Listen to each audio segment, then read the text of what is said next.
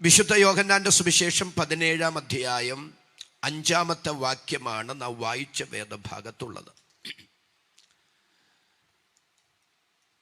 നമ്മുടെ വാഴ്ത്തപ്പെട്ട കർത്താവ് തൻ്റെ ഐഹിക ജീവകാലത്തിൻ്റെ പരിസമാപ്തിയിൽ വിരിച്ചൊരുക്കിയ ഒരു മുറിക്കകത്ത് വാത്സല്യ ശിഷ്യന്മാരുമായി അന്ത്യത്താഴത്തിന് പെസഹയാചരണത്തിന് കൂടുമ്പോൾ അവിടെ നടക്കുന്ന സംഭവങ്ങളാണ് യോഹന്നാന്റെ സുവിശേഷം 13, 14, 15, 16, 17 അധ്യായങ്ങളിലായി രേഖപ്പെടുത്തിയിരിക്കുന്നത്. 13-ാം അധ്യായത്തിൽ യേശു കർത്താവ് അത്താഴത്തിൽ നിന്ന് എഴുന്നേറ്റ് തൻ്റെ മഹത്വത്തിൻ്റെ മേൽവസ്ത്രം ഊരിവെച്ച് അരകിലൊരു തുവർത്തെടുത്ത് ചുറ്റി ശിഷ്യന്മാരുടെ പാദം കഴുകുന്ന രംഗം കാണാം. 14-ാം അധ്യായത്തിലേക്ക് വരുമ്പോൾ അതിപ്രധാനമായ 3 വാഗ്ദത്തങ്ങൾ യേശു അവർക്ക് കൈമാറുന്നുണ്ട്. ഈ രാത്രി ആ പ്രമേയത്തിലേക്ക് നമുക്ക് പോകണ്ട. 15-ാം അധ്യായത്തിൽ തന്നോട് ചേർന്ന് തൻ്റെ ശിഷ്യന്മാർ വസിക്കേണ്ടുന്നതിൻ്റെ ആവശ്യകതയെ അവർക്ക് ബോധ്യപ്പെടുത്തുകയാണ്. ഞാൻ സാക്ഷാൽ മുന്തിരിവള്ളിയും എൻ്റെ പിതാവ് തോട്ടക്കാരനുമാകുന്നു എന്ന് തുടങ്ങുന്ന ഭാഗം എന്നെ പിരിഞ്ഞ് നിങ്ങൾക്കൊന്നും സാധിക്കില്ല, അല്ലേ? കൊമ്പിനു മുന്തിരി വള്ളിയിൽ വസിച്ചിട്ടല്ലാതെ സ്വയമായി കായ്പാൻ കഴിയാത്തതുപോലെ എന്നെ പിരിഞ്ഞ് നിങ്ങൾക്കൊന്നും സാധിക്കില്ല. അപ്പൊ താനുമായുള്ള സജീവമായ ഊഷ്മളമായ സ്നേഹക്കൂട്ടായ്മ ബന്ധം നിലനിർത്തേണ്ടുന്നതിൻ്റെ അനിവാര്യത കർത്താവ് അവിടെ അവർക്ക് ബോധ്യപ്പെടുത്തി കൊടുക്കുകയാണ്. 16-ാം അധ്യായത്തിൽ പരിശുദ്ധാത്മാവിനെ കുറിച്ചുള്ള അതിമഹത്തായ വാഗ്ദത്തങ്ങളും വിശദീകരണങ്ങളും നമുക്ക് കാണാൻ കഴിയും. ഈ നീണ്ട പ്രബോധനങ്ങൾക്കും വാഗ്ദത്തങ്ങൾക്കുമെല്ലാം ശേഷം 17-ാം അധ്യായത്തിൽ അവർക്ക് വേണ്ടി പരസ്യമായി പ്രാർത്ഥിക്കുന്ന പ്രാർത്ഥനയാണ് രേഖപ്പെടുത്തിയിരിക്കുക. വേദപണ്ഡിതാക്കൾ അതിനെക്കുറിച്ച് പറയുന്നത് യേശു കർത്താവിൻ്റെ മഹാപൗരോഹിത്യ പ്രാർത്ഥന എന്നാണ്. പ്രാർത്ഥനയ്ക്ക് ഉന്നതമായ ഉദാഹരണം ആരാണെന്ന് ചോദിച്ചാൽ ഒറ്റ വാക്കിൽ മറുപടി അത് നമ്മുടെ കർത്താവായ യേശു ക്രിസ്തുവാണ്. യേശുവിൻ്റെ പ്രാർത്ഥനയെ നാം നന്നായി വിശകലനം ചെയ്ത് പഠിച്ചാൽ യേശു കർത്താവ് അധികം ഇഷ്ടപ്പെട്ടിരുന്നത് പരസ്യ പ്രാർത്ഥനകളെക്കാൾ രഹസ്യ പ്രാർത്ഥനകളാണ്, ഏകാന്ത പ്രാർത്ഥനകളാണ്. തൻ്റെ ശിഷ്യന്മാരും പോലും ആ പ്രാർത്ഥനയിൽ തന്നോടൊരുമിച്ച് ആയിരിക്കാൻ യേശു ആഗ്രഹിച്ചിരുന്നില്ല. വിരളമായ ചില സന്ദർഭങ്ങളിൽ പത്രോസിനെയും യാക്കോബിനെയും യോഹന്നാനെയും ഒക്കെ യേശു പ്രാർത്ഥനയിൽ ഉൾപ്പെടുത്തിയിട്ടുണ്ട്. എന്നാൽ മഹാഭൂരിപക്ഷം സന്ദർഭങ്ങളിലും ആരെയും യേശു പ്രാർത്ഥനയിൽ ഉൾപ്പെടുത്താതെ ഒറ്റയ്ക്കിരുന്ന് പ്രാർത്ഥിക്കാൻ ഇഷ്ടപ്പെട്ടിരുന്നു. തിരുവഴുത്തിൽ ഇങ്ങനെ വായിക്കുന്നു, യേശു കർത്താവ് ശിഷ്യന്മാരെ അക്കരയ്ക്ക് പോകാൻ നിർബന്ധിച്ചു പറഞ്ഞയച്ചെന്ന. എന്തിനാ നിർബന്ധിച്ചു പറഞ്ഞയച്ചത്? ഏകനായി പ്രാർത്ഥനയ്ക്കായി മലയിലേക്ക് കയറിപ്പോകാനാണ്. അപ്പൊ ഏകാന്ത പ്രാർത്ഥന, രഹസ്യ പ്രാർത്ഥന, ആ രഹസ്യ പ്രാർത്ഥനകളെയും നാം വിശദമായി പരിശോധിച്ചാൽ രാത്രികളിലെ നീണ്ട പ്രാർത്ഥനകളാണ്. എൻ്റെ ഗ്രാമീണ ഭാഷയിൽ പറഞ്ഞാൽ രാത്രിയെ പകലാക്കിയുള്ള പ്രാർത്ഥനയാണ് യേശു കർത്താവ് അധികം ഇഷ്ടപ്പെട്ടിരുന്നത്. അങ്ങനെ പ്രാർത്ഥനയുടെ മനോഹരമായ ഉദാഹരണം നമ്മുടെ കർത്താവാണ്. യേശുവിൻ്റെ പ്രാർത്ഥനകൾ രഹസ്യ പ്രാർത്ഥനകളാണ്, ഏകാന്ത പ്രാർത്ഥനകളാണ്. ആ രഹസ്യ പ്രാർത്ഥനകളിൽ, ഏകാന്ത പ്രാർത്ഥനകളിൽ ഒരൊറ്റപ്പെട്ട പരസ്യ പ്രാർത്ഥന, യേശു കർത്താവിൻ്റെ മഹാപൗരോഹിത്യ പ്രാർത്ഥന. യോഹന്നാന്റെ സുവിശേഷം 17-ാം അധ്യായത്തിലെ ആ പ്രാർത്ഥനയെ നമുക്ക് 3 തരം തിരിച്ചു പഠിക്കാം. 1, യേശു കർത്താവിനായി പ്രാർത്ഥിക്കുന്നു. ആ ഭാഗത്തേക്ക് നാം പിന്നീട് വരും. 2, യേശു കർത്താവ് നമുക്കായി പ്രാർത്ഥിക്കുന്നു. 3, യേശു കർത്താവ് തൻ്റെ ശിഷ്യന്മാർക്കായി പ്രാർത്ഥിക്കുന്നു. അപ്പൊ യേശു കർത്താവ് നമുക്ക് വേണ്ടി പ്രാർത്ഥിച്ചിരുന്നോ? 2020 വർഷങ്ങൾക്ക് പിറകിൽ ശിഷ്യന്മാരോടൊരുമിച്ച് പെസഹയാചരണത്തിന് കൂടുമ്പോൾ അവിടെ മഹാപൗരോഹിത്യ പ്രാർത്ഥന പ്രാർത്ഥിക്കുമ്പോൾ ആ പ്രാർത്ഥന എനിക്കും കൂടി വേണ്ടിയായിരുന്നു എന്ന് പറയുമ്പോൾ ഒരുപക്ഷെ നാം അറിയാതെ നമ്മുടെ നെറ്റി ചുളിയാൻ സാധ്യതയുണ്ട്. ആണോ? അതങ്ങനെയാണോ? ആ പ്രാർത്ഥന എനിക്കും നിങ്ങൾക്കും വേണ്ടിയും കൂടിയായിരുന്നോ? നോക്കാം. യോഹന്നാന്റെ സുവിശേഷം 17-ാം അധ്യായം അതിന്റെ 20-ാമത്തെ വാക്യം ഒന്ന് നോക്കിക്കേ. യോഹന്നാന്റെ സുവിശേഷം 17-ാം അധ്യായം അതിന്റെ 20-ാമത്തെ വാക്യം. ഇവർക്ക് വേണ്ടി മാത്രമല്ല ഇവരുടെ വചനത്താൽ ഇവർക്ക് വേണ്ടി മാത്രമല്ല ഇവരുടെ വചനത്താൽ എന്നിൽ വിശ്വസിപ്പാനിരിക്കുന്നവർക്കും വേണ്ടിയും ഞാൻ അപേക്ഷിക്കുന്നു. ഇനി എല്ലാവരും എന്നെ ഒന്ന് ശ്രദ്ധിച്ചു നോക്കിക്കേ. യേശു കർത്താവ് ശിഷ്യന്മാർക്ക് വേണ്ടി പ്രാർത്ഥിച്ചു വരും അളവിൽ ആ ഭാഗം ഞാൻ പിന്നീട് പറയാം. പിതാവേ, ഇവർക്കു വേണ്ടി മാത്രമല്ല ഇവരിലൂടെ എന്നിൽ വിശ്വസിപ്പാനിരിക്കുന്നവർക്കും എന്ന് പറയുമ്പോൾ കേവലം ഈ ശിഷ്യന്മാരിലൂടെ കർത്താവിൽ വിശ്വസിപ്പാനിരിക്കുന്നവർ എന്ന അർത്ഥത്തിലല്ല. കാലാകാലങ്ങളിൽ സുവിശേഷത്താൽ എക്കാലവും തന്നിൽ വിശ്വസിപ്പാനിരിക്കുന്ന എല്ലാവർക്കും വേണ്ടിയാണ് യേശു കർത്താവ് പ്രാർത്ഥന പ്രാർത്ഥിക്കുന്നത്. അങ്ങനെയാണെങ്കിൽ ആ പ്രാർത്ഥന ഇങ്ങനെ പറയാം: പിതാവേ, കാലാകാലങ്ങളിൽ സുവിശേഷത്താൽ എക്കാലവും എന്നിൽ വിശ്വസിപ്പാനിരിക്കുന്ന എല്ലാവർക്കും വേണ്ടി ഞാൻ പ്രാർത്ഥിക്കുന്നു എന്ന് പറയുമ്പോൾ, ഞാൻ അപേക്ഷിക്കുന്നു എന്ന് പറയുമ്പോൾ, ഇന്ന് രാത്രി ഇവിടെ കൂടിയിരിക്കുന്ന ഞാനും നിങ്ങളും ആ പ്രാർത്ഥനയ്ക്കകത്തുണ്ടായിരുന്നു എന്ന് തിരിച്ചറിഞ്ഞ് നിരാശ മറന്ന് ദൈവത്തിന് സ്തോത്രം ചെയ്യാൻ അകത്തു കൃപയുള്ള എത്ര പേർ എന്നെ ശ്രദ്ധിക്കുന്നുണ്ട്? അവർക്കായി ഞാൻ ദൈവത്തെ സ്തുതിക്കുന്നു. ഹല്ലേലൂയ.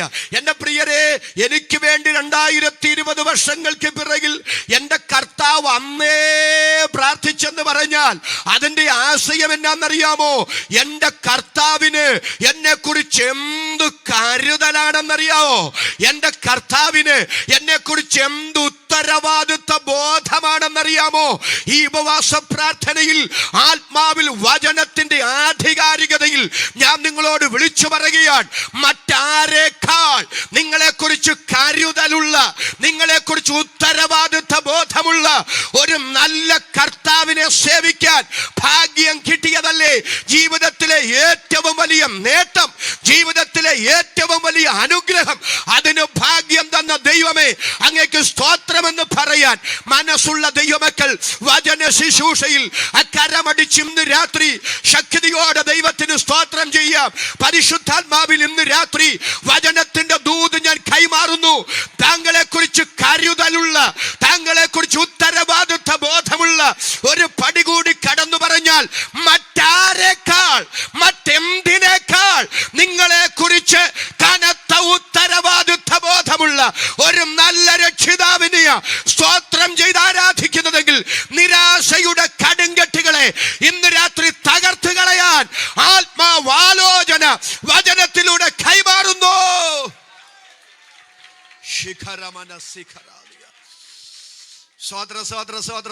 സോദരം, എന്റെ ഹൃദയം നന്ദിയാൽ ദൈവസന്നിധിയിൽ നിറയുന്നു.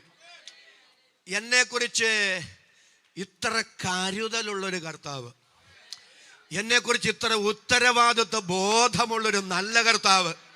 ഞാൻ പലപ്പോഴും ഒറ്റയ്ക്കൊക്കെ യാത്ര ചെയ്യുമ്പോൾ ഓർക്കും, എനിക്ക് വേണ്ടി ആദ്യം പ്രാർത്ഥിച്ചത് ആരാ? എനിക്ക് വേണ്ടി ആദ്യം പ്രാർത്ഥിച്ചത് ആരാ? ഞാൻ മാനുഷികമായി പറയാം, എൻ്റെ ചിന്ത പറയാം കേട്ടോ. ആദ്യമായി എനിക്ക് വേണ്ടി പ്രാർത്ഥിച്ചത് എൻ്റെ അമ്മയാകാനാ സാധ്യത. നിങ്ങൾ എൻ്റെ കൂടെ ഒന്ന് വരണേ, നിങ്ങൾ എല്ലാവരും ചിന്തിച്ചാൽ. അമ്മ എപ്പോഴാണ് പ്രാർത്ഥിച്ചത്? എൻ്റെ അമ്മ ഗർഭവതിയാണെന്ന് അറിഞ്ഞപ്പം മുതൽ, എൻ്റെ അമ്മയുടെ ഉദരത്തിൽ ഞാൻ ഉരുവായ നിമിഷം മുതൽ എൻ്റെ അമ്മ എനിക്ക് വേണ്ടി പ്രാർത്ഥിക്കാൻ തുടങ്ങി. ആണാണോ എന്നറിഞ്ഞുകൂടാ, പെണ്ണാണോ എന്നറിഞ്ഞുകൂടാ, എൻ്റെ മുഖമൊന്നും എൻ്റെ അമ്മ കണ്ടിട്ടില്ല. പക്ഷേ അന്നേ അമ്മ പ്രാർത്ഥിക്കാൻ തുടങ്ങി. എൻ്റെ അമ്മയുടെ പ്രാർത്ഥന കളക്ടർ ആക്കണമെന്നല്ല, എഞ്ചിനീയർ ആക്കണമെന്നല്ല, പാസ്റ്റർ ആക്കണമെന്നല്ല, ഡോക്ടർ ആക്കണമെന്നല്ല, അധ്യാപകനാക്കണമെന്നല്ല. ഇതൊന്നും അമ്മയുടെ വിഷയമില്ല. അമ്മയുടെ ഒറ്റ പ്രാർത്ഥന ഇത്രയേ ഉള്ളൂ. എൻ്റെ അമ്മയെന്നല്ല, ഏതൊരമ്മമാരുടെയും അപ്പോഴത്തെ പ്രാർത്ഥന ഇത്രയേ ഉള്ളൂ. ദൈവമേ, ആണാണേലും കുഴപ്പമില്ല, പെണ്ണാണേലും കുഴപ്പമില്ല, അല്ലേ, ഒരു കേടും കൂടാതിങ്ങ് തരണേ. അതല്ലേ പ്രാർത്ഥന? ഏതൊരമ്മമാരുടെയും പ്രാർത്ഥന അതല്ലേ? അപ്പൊ എൻ്റെ അമ്മയാകാം എനിക്ക് വേണ്ടി ആദ്യം പ്രാർത്ഥിച്ചത്. എൻ്റെ അപ്പനും പ്രാർത്ഥിച്ചിട്ടുണ്ടാകാം. എന്താ പ്രാർത്ഥന? ദൈവമേ, ആണാണേലും കുഴപ്പമില്ല, പെണ്ണാണേലും കുഴപ്പമില്ല, ഒരു കേടും കൂടാതെ തരണമെന്ന് മാത്രമല്ല, അവക്കും ഒരു കേടും വരരുത്, കുഞ്ഞിനും ഒരു കേടും വരരുത്. രണ്ടിനെയും രണ്ട് പാത്രമാക്കി സുരക്ഷിതമാക്കി തരണേ. അതായിരിക്കാം എൻ്റെ പപ്പായുടെ പ്രാർത്ഥന. എൻ്റെ വല്യപ്പൻ്റെയും വല്യമ്മയുടെയും പ്രാർത്ഥന അങ്ങനെ തന്നെയാകാം. ഞാൻ എൻ്റെ മാതാപിതാക്കളുടെ മകനായി ഈ മണ്ണിൽ പിറന്നു വീണ ശേഷമാണ് എൻ്റെ മുഖം കണ്ട എൻ്റെ അപ്പനും അമ്മയും എനിക്ക് വേണ്ടി പ്രാർത്ഥിക്കാൻ തുടങ്ങിയത്. എൻ്റെ വല്യപ്പനും വല്യമ്മയും എനിക്ക് വേണ്ടി പ്രാർത്ഥിക്കാൻ തുടങ്ങിയത്. എനിക്ക് 3 സഹോദരങ്ങളാ. അവർ ഉണ്ടായ ശേഷമാണ്, ഞാൻ അവരുടെ മൂത്ത ബ്രദറാണെന്നുള്ള ബോധ്യം അവർക്കുണ്ടായ ശേഷമാണ്, പരപ്രേരണ കൂടാതെ, ആരും പറഞ്ഞു പഠിപ്പിക്കാതെ അവർ എനിക്ക് വേണ്ടി പ്രാർത്ഥിക്കാൻ തുടങ്ങിയത്. ഞാനൊരു സഭയിൽ ചെന്ന ശേഷമാണ് എൻ്റെ പാസ്റ്റർ എനിക്ക് വേണ്ടി പ്രാർത്ഥിക്കാൻ തുടങ്ങിയത്. കൂട്ടുവിശ്വാസികൾ എനിക്ക് വേണ്ടി പ്രാർത്ഥിക്കാൻ തുടങ്ങിയത്. ഞാൻ വിവാഹം കഴിച്ച ശേഷമാണ് എൻ്റെ ഭാര്യ എനിക്ക് വേണ്ടി പ്രാർത്ഥിക്കാൻ തുടങ്ങിയത്. എനിക്ക് 2 പെൺമക്കളാ കേട്ടോ. അവര് എനിക്ക് വേണ്ടി പ്രാർത്ഥിക്കാൻ തുടങ്ങിയത്. അവരുണ്ടായി, ഞാൻ അവരുടെ അപ്പനാണെന്നുള്ള ബോധ്യം, അല്ലേ? ആദ്യം എൻ്റെ ഭാര്യ പറഞ്ഞു കൊടുക്കും, പപ്പായി അനുഗ്രഹിക്കണേ, മമ്മി അനുഗ്രഹിക്കണേ. അതല്ല ഞാൻ പറഞ്ഞത്. അവര് വളർന്ന് മാതാപിതാക്കൾക്ക് വേണ്ടി പ്രാർത്ഥിക്കണമെന്നുള്ള ഉത്തരവാദിത്വ ബോധത്തിൽ സ്വയമായി അവർ പ്രാർത്ഥിക്കാൻ തുടങ്ങിയ കാര്യമാണ് ഞാൻ പറയുന്നത്. എന്നാൽ എൻ്റെ മക്കൾ എനിക്ക് വേണ്ടി പ്രാർത്ഥിക്കുന്നതിന് മുമ്പ്, എൻ്റെ ഭാര്യ എനിക്ക് വേണ്ടി പ്രാർത്ഥിക്കുന്നതിന് മുമ്പ്, എൻ്റെ പാസ്റ്റർ എനിക്ക് വേണ്ടി പ്രാർത്ഥിക്കുന്നതിന് മുമ്പ്, കൂട്ടുവിശ്വാസികൾ എനിക്ക് വേണ്ടി പ്രാർത്ഥിക്കുന്നതിന് മുമ്പ്, എൻ്റെ അപ്പൻ എനിക്ക് വേണ്ടി പ്രാർത്ഥിക്കുന്നതിന് മുമ്പ്, എൻ്റെ അമ്മ എനിക്ക് വേണ്ടി പ്രാർത്ഥിക്കുന്നതിന് മുമ്പ്, എൻ്റെ വല്യപ്പൻ എനിക്ക് വേണ്ടി പ്രാർത്ഥിക്കുന്നതിന് മുമ്പ്, എൻ്റെ വല്യമ്മ എനിക്ക് വേണ്ടി പ്രാർത്ഥിക്കുന്നതിന് മുമ്പ്, ഇന്നേക്ക് 2020 വർഷങ്ങൾക്ക് പിറകിൽ പാലസ്തീന്റെ പച്ച മണ്ണിൽ എന്നെ പരിശുദ്ധ പിതാവിന്റെ തൃക്കരങ്ങളിൽ പ്രാർത്ഥിച്ചു സമർപ്പിച്ച കനത്ത ഉത്തരവാദിത്വ ബോധമുള്ള ഒരു നല്ല രക്ഷിതാവാണ് ഇന്ന് രാത്രി നാം ആരാധിക്കുന്ന ദൈവമെങ്കിൽ എന്തിനാശങ്ക, എന്തിനു നിരാശ, എന്തിനു നാളുകളെ കുറിച്ചുള്ള ഭീതി? ആ തരം തുറന്ന് ദൈവമക്കൾ ഒരുമിച്ച് പറ, എനിക്ക് ആശങ്കയില്ല, എനിക്ക് ഭീതിയില്ല, എനിക്ക് നിരാശയില്ല, എനിക്കൊരു ദൈവത്തെ അറിയാം, എനിക്ക് എൻ്റെ രക്ഷിതാവിനെ അറിയാം, എന്നെ കുറിച്ച് കരുതലുള്ള, എന്നെ കുറിച്ച് കനത്ത ഉത്തരവാദിത്വ ബോധമുള്ള ഒരു നല്ല കർത്താവ്. ആരവാരത്തോടെ കർത്താവിന് ആരാധന അർപ്പിക്കാൻ, യേശുവിന് മഹത്വം കരേറ്റാൻ ആത്മാവ് നിങ്ങൾക്ക് നിയോഗം തരുന്നെങ്കിൽ കരമടിച്ച് അന്യഭാഷയിൽ ഇന്ന് രാത്രി ദൈവത്തിന് സ്തോത്രം ചെയ്യാം. എൻ്റെ ഹൃദയം നന്ദിയാൽ ഈ രാത്രി നിറയുന്നു. ഇത്ര കരുതലുള്ളൊരു കർത്താവ്, ഇത്ര ഉത്തരവാദിത്വ ബോധമുള്ളൊരു രക്ഷിതാവ് എൻ്റെ സ്വന്തമായല്ലോ. ആ യേശുവിനെ അറിയാൻ എനിക്ക് ഭാഗ്യം കിട്ടിയല്ലോ. ഈ രാത്രി ഞാൻ യേശുവിനെ ആരാധിക്കുന്നു. പരിശുദ്ധ പിതാവിന് ഈ രാത്രി ഞാൻ നന്ദിയോടെ സ്തോത്രം ചെയ്യുന്നു. ഈ ഉച്ചഭാഷണി 1 മിനിറ്റ് ഒന്ന് താഴെ വെച്ച് ഞാൻ കരമടിച്ച് ഈ രാത്രി എൻ്റെ ദൈവത്തെ ഒന്ന് ആരാധിക്കുക. നിങ്ങൾ എന്നോട് ക്ഷമിക്കണം കേട്ടോ. എന്നെ കുറിച്ച് ഇത്ര കരുതലുള്ള, എന്നെ കുറിച്ച് ഇത്ര ഉത്തരവാദിത്വ ബോധമുള്ള ഒരു നല്ല കർത്താവിനെ എങ്ങനെ സ്തോത്രം ചെയ്ത് ആരാധിക്കാതിരിക്കും? ആ നാഥൻ എങ്ങനെ ഇന്ന് രാത്രി മഹത്വം കരേറ്റാതിരിക്കാൻ കഴിയും?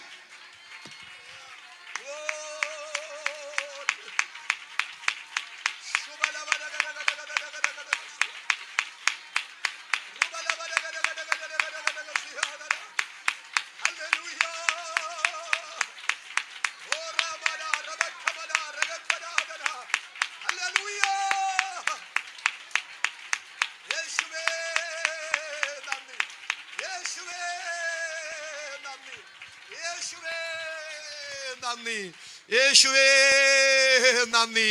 എത്ര പേർക്ക് ആദരം തുടർന്ന് സന്തോഷത്തോടെ സ്തോത്രം പറയാൻ മനസ്സുണ്ട്? കർത്താവിന് നന്ദി പറയാൻ എത്ര പേർക്ക് മനസ്സുണ്ട്? ഇനി അടുത്തൊരാശയത്തിലേക്ക് ഞാൻ വരികയാണ്. ആരെല്ലാം നമുക്ക് വേണ്ടി പ്രാർത്ഥിക്കാനുണ്ടേലും അവരുടെ എല്ലാം പ്രാർത്ഥന ഒരിക്കൽ നിലയ്ക്കും. ആമേൻ. വിവാഹം കഴിച്ച് കുടുംബജീവിതമൊക്കെ നയിക്കുന്നവരാണല്ലോ മഹാഭൂരിപക്ഷം ആൾക്കാരിവിടെ. ഈ കുടുംബജീവിതത്തിലെ കുഞ്ഞു കുഞ്ഞു കുഞ്ഞു കുഞ്ഞു സൗന്ദര്യപ്പിണക്കങ്ങളില്ലാത്ത ആരെങ്കിലും ഉണ്ടോ? അങ്ങനെ ആരെങ്കിലും ഉണ്ടെങ്കിൽ ദൈവത്തെ ഓർത്ത് ഈ യോഗം കഴിയുമ്പം എനിക്ക് വേണ്ടി ഒന്ന് പ്രാർത്ഥിച്ചിട്ടേ പോകാവൂ. കാരണം നിങ്ങൾ മനുഷ്യരല്ല, നിങ്ങൾ ദൂതന്മാരാണ്. നിങ്ങളെ കൊണ്ടൊന്ന് പ്രാർത്ഥിപ്പിച്ചാൽ എനിക്കൊന്നൊരു അനുഗ്രഹമാവും. കാരണം 10-23 വർഷമായി വിവാഹം കഴിച്ച് ഞാൻ ജീവിക്കുന്നെങ്കിലും കുഞ്ഞു കുഞ്ഞു സൗന്ദര്യപ്പിണക്കങ്ങളൊക്കെ ജീവിതത്തിലുണ്ട്. അങ്ങനെ ഇല്ലാത്തവരാരില്ല. അങ്ങനെ സൗന്ദര്യപ്പിണക്കങ്ങളൊക്കെ ഉണ്ടാകുമ്പോഴേ ചില സഹോദരിമാര് കണ്ണുനീരൊഴുക്കിക്കൊണ്ട് പറയുന്നത് ഞാൻ കേട്ടിട്ടുണ്ട്. അച്ഛാ, ഒരു ഗതിയും പരഗതിയും അച്ഛൻ ഇല്ലാത്ത സമയത്ത് അച്ഛാ ദൈവം എന്നെ അച്ഛൻ്റെ കൂടെ കൂട്ടിയേ. എൻ്റെ കണ്ണുനീരും എൻ്റെ പ്രാർത്ഥനയും എൻ്റെ ഉപവാസവും അച്ഛാ ഈ അനുഗ്രഹത്തിൻ്റെ ഒക്കെ ഒരു കാരണം. ഇപ്പൊ നമ്മുടെ ജീവിതമൊക്കെ മെച്ചപ്പെട്ട് ഇത്രയൊക്കെ അനുഗ്രഹം വന്ന് കയറിയപ്പോ ദൈവം കൊണ്ടുവന്ന് തന്നപ്പോ ഞാനിപ്പോ അത് അധികപ്പറ്റായല്ലേ, ഇനി ഞാൻ ഉപവാസം അങ്ങ് നിർത്തുക, ഇനി ഞാൻ പ്രാർത്ഥന അങ്ങ് നിർത്തുക എന്നും പറഞ്ഞ് ഒരു ദിവസം പ്രാർത്ഥിക്കാതിരുന്നിട്ടില്ലേ? അല്ല, സൗന്ദര്യപ്പിണക്കം കൊണ്ടൊന്നും അല്ല, രോഗിയായി കിടന്നതുകൊണ്ടോ യാത്ര ആയിരുന്നത് കൊണ്ടോ ബദ്ധപ്പാട് നിമിത്തമോ അല്ലേ, ഏതെങ്കിലും ഒരു ദിവസം ഭർത്താവിന് വേണ്ടി പ്രാർത്ഥിക്കാതിരുന്നിട്ടില്ലേ? ഭാര്യയ്ക്ക് വേണ്ടി പ്രാർത്ഥിക്കാതിരുന്നിട്ടില്ലേ? മക്കൾക്ക് വേണ്ടി പ്രാർത്ഥിക്കാതിരുന്നിട്ടില്ലേ? മാതാപിതാക്കൾക്ക് വേണ്ടി പ്രാർത്ഥിക്കാതിരുന്നിട്ടില്ലേ? വിശ്വാസികൾക്ക് വേണ്ടി പ്രാർത്ഥിക്കാതിരുന്നിട്ടില്ലേ? എല്ലാവരും എൻ്റെ കൂടെ വരുന്നുണ്ടോ? പാസ്റ്റർക്ക് വേണ്ടി പ്രാർത്ഥിക്കാതിരുന്നിട്ടില്ലേ? ഒത്തിരി കർത്താവിൻ്റെ ദാസൻ പറഞ്ഞു ഒത്തിരി. എന്താ കാരണം അറിയാവോ? മനഃപൂർവമല്ല, സാഹചര്യത്തിൻ്റെ സമ്മർദ്ദം കൊണ്ട് അതിന് സാധിക്കാതെ പോയിട്ടില്ലേ? പക്ഷെ എൻ്റെ കർത്താവിനെ ഞാനൊന്ന് പരിചയപ്പെടുത്തുക. ഇന്നലകളിലെന്നോ 2020 വർഷങ്ങൾക്ക് പിറകിൽ എനിക്ക് വേണ്ടി ഒരിക്കൽ പ്രാർത്ഥിച്ച് അവസാനിപ്പിച്ചവനല്ല ഇന്ന് രാത്രി നാം സേവിക്കുന്ന നമ്മുടെ നല്ല കർത്താവ്. എത്ര പേർക്ക് മനസ്സിലാകുന്നുണ്ട്? 2020 വർഷങ്ങൾക്ക് പിറകിൽ എന്നെ ഓർത്ത് പ്രാർത്ഥിച്ച് അവസാനിപ്പിച്ചില്ല. ഗ്ലോറി. ആ പ്രാർത്ഥന ഇന്നും തുടർന്നുകൊണ്ടിരിക്കുകയാണ്. നമുക്കിന്ന് നോക്കാം. എബ്രായ ലേഖനം എടുക്കാം. എബ്രായ ലേഖനം 7-ാം അധ്യായം 25-ാമത്തെ വാക്യം. എബ്രായ ലേഖനം 7:25. Glory glory glory. യേശുവിന്റെ നാമത്തിൽ. എബ്രായ ലേഖനം 7:20. അതുകൊണ്ട് താൻ മുഖാന്തരമായി ദൈവത്തോട് അടുക്കുന്നവർക്ക് വേണ്ടി പക്ഷപാതം ചെയ്യുവാൻ സദാ ജീവിക്കുന്നവനാണ്. അതുകൊണ്ട് താൻ മുഖാന്തരമായി ദൈവത്തോട് അടുക്കുന്നവർക്ക് വേണ്ടി പക്ഷപാതം ചെയ്യുവാൻ സദാ ജീവിക്കുന്നവനാകയാൽ. എല്ലാവരും ഇനി ബൈബിളിൽ നോക്കാതെ എന്നെ ഒന്ന് നോക്കിക്കേ. നമ്മുടെ കർത്താവ് ഇന്നും പക്ഷപാതം ചെയ്തുകൊണ്ടിരിക്കുന്നു. ആർക്ക് വേണ്ടി? നമുക്ക് വേണ്ടി. എപ്പോൾ തുടങ്ങിയത്? നിങ്ങൾ എന്ന് രക്ഷിക്കപ്പെട്ടോ അന്നു തുടങ്ങി, എന്ന് വരെ അത് നീളും.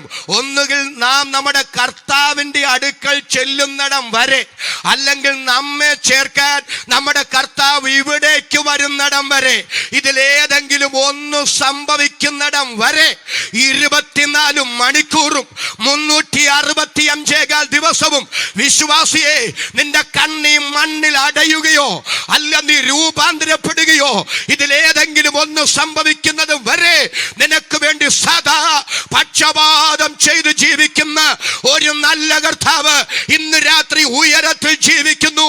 ഈ യേശു പോരെ, ഈ യേശുവിന്റെ മധ്യസ്ഥത പോരെ. അതരം തുറന്ന് സ്തോത്രം പറയാൻ എത്ര പേർക്ക് മനസ്സുണ്ട്?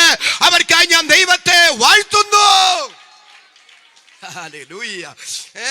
ഉപേക്ഷിക്കല്ലേ എന്ന് ഞാൻ അപേക്ഷിക്കുന്നേ എന്ന് ഞാൻ ആവശ്യപ്പെട്ടത് കൊണ്ടല്ല. ഞാൻ ഈ പറഞ്ഞതിൻ്റെയൊക്കെ ആശയം മനസ്സിലാവുന്നുണ്ടോ? ഞാൻ എൻ്റെ കർത്താവേ പിതാവിനോട് എന്നെ കുറിച്ചൊന്ന് പറഞ്ഞേക്കണേ എന്ന് ഞാൻ അങ്ങോട്ട് ആവശ്യപ്പെടുന്നത് കൊണ്ടല്ലെന്ന്, ഞാൻ ആവശ്യപ്പെടാതെ തന്നെ പിതാവേ KJ തോമസിനു വേണ്ടി പക്ഷവാദം ചെയ്യുന്നേ, ഇന്നയാൾക്ക് വേണ്ടി പക്ഷവാദം ചെയ്യുന്നേ എന്ന് എനിക്ക് വേണ്ടി പക്ഷവാദം ചെയ്യാൻ എൻ്റെ കർത്താവ് ഉള്ളത് കൊണ്ടല്ലേ ഇന്ന് രാത്രി കസാരയിൽ ഇരിക്കുന്നത്, ഈ പുൽപിറ്റിൽ നിൽക്കുന്നത്. മനസാക്ഷി കുത്തില്ലാതെ ഇന്ന് രാത്രി സ്തോത്രം ചെയ്ത് എത്ര പേർക്ക് പറയാൻ കഴിയും, ഞാൻ ഈ കസാരയിൽ ഇരിക്കുന്നത്, ഞാൻ ഈ പുൽപിറ്റിൽ നിൽക്കുന്നത് എൻ്റെ രക്ഷിതാവ് ഇന്ന് എനിക്ക് വേണ്ടി പിതൃസന്നിധിയിൽ പക്ഷവാദം ചെയ്യുന്നത് കൊണ്ടാണ്. ആവേശത്തോടെ ഞാൻ വിളിച്ചു പറയുന്നു, ഇന്നലകളിൽ പക്ഷവാദം ചെയ്തവൻ മാത്രല്ല, ഇന്നലകളിൽ പ്രാർത്ഥിച്ചവൻ മാത്രല്ല, കണ്ണടയുന്നിടം വരെ, നിത്യതയിലെത്തുന്നിടം വരെ നമുക്ക് വേണ്ടി പക്ഷവാദം ചെയ്യാൻ ശക്തനായവൻ ഒരുവനേ ഉള്ളൂ. അവന്റെ പേരാണ് നസ്രയനായ യേശു. ആവേശത്തോടെ സ്തോത്രം പറയാൻ എത്ര പേർക്ക് മനസ്സുണ്ട്?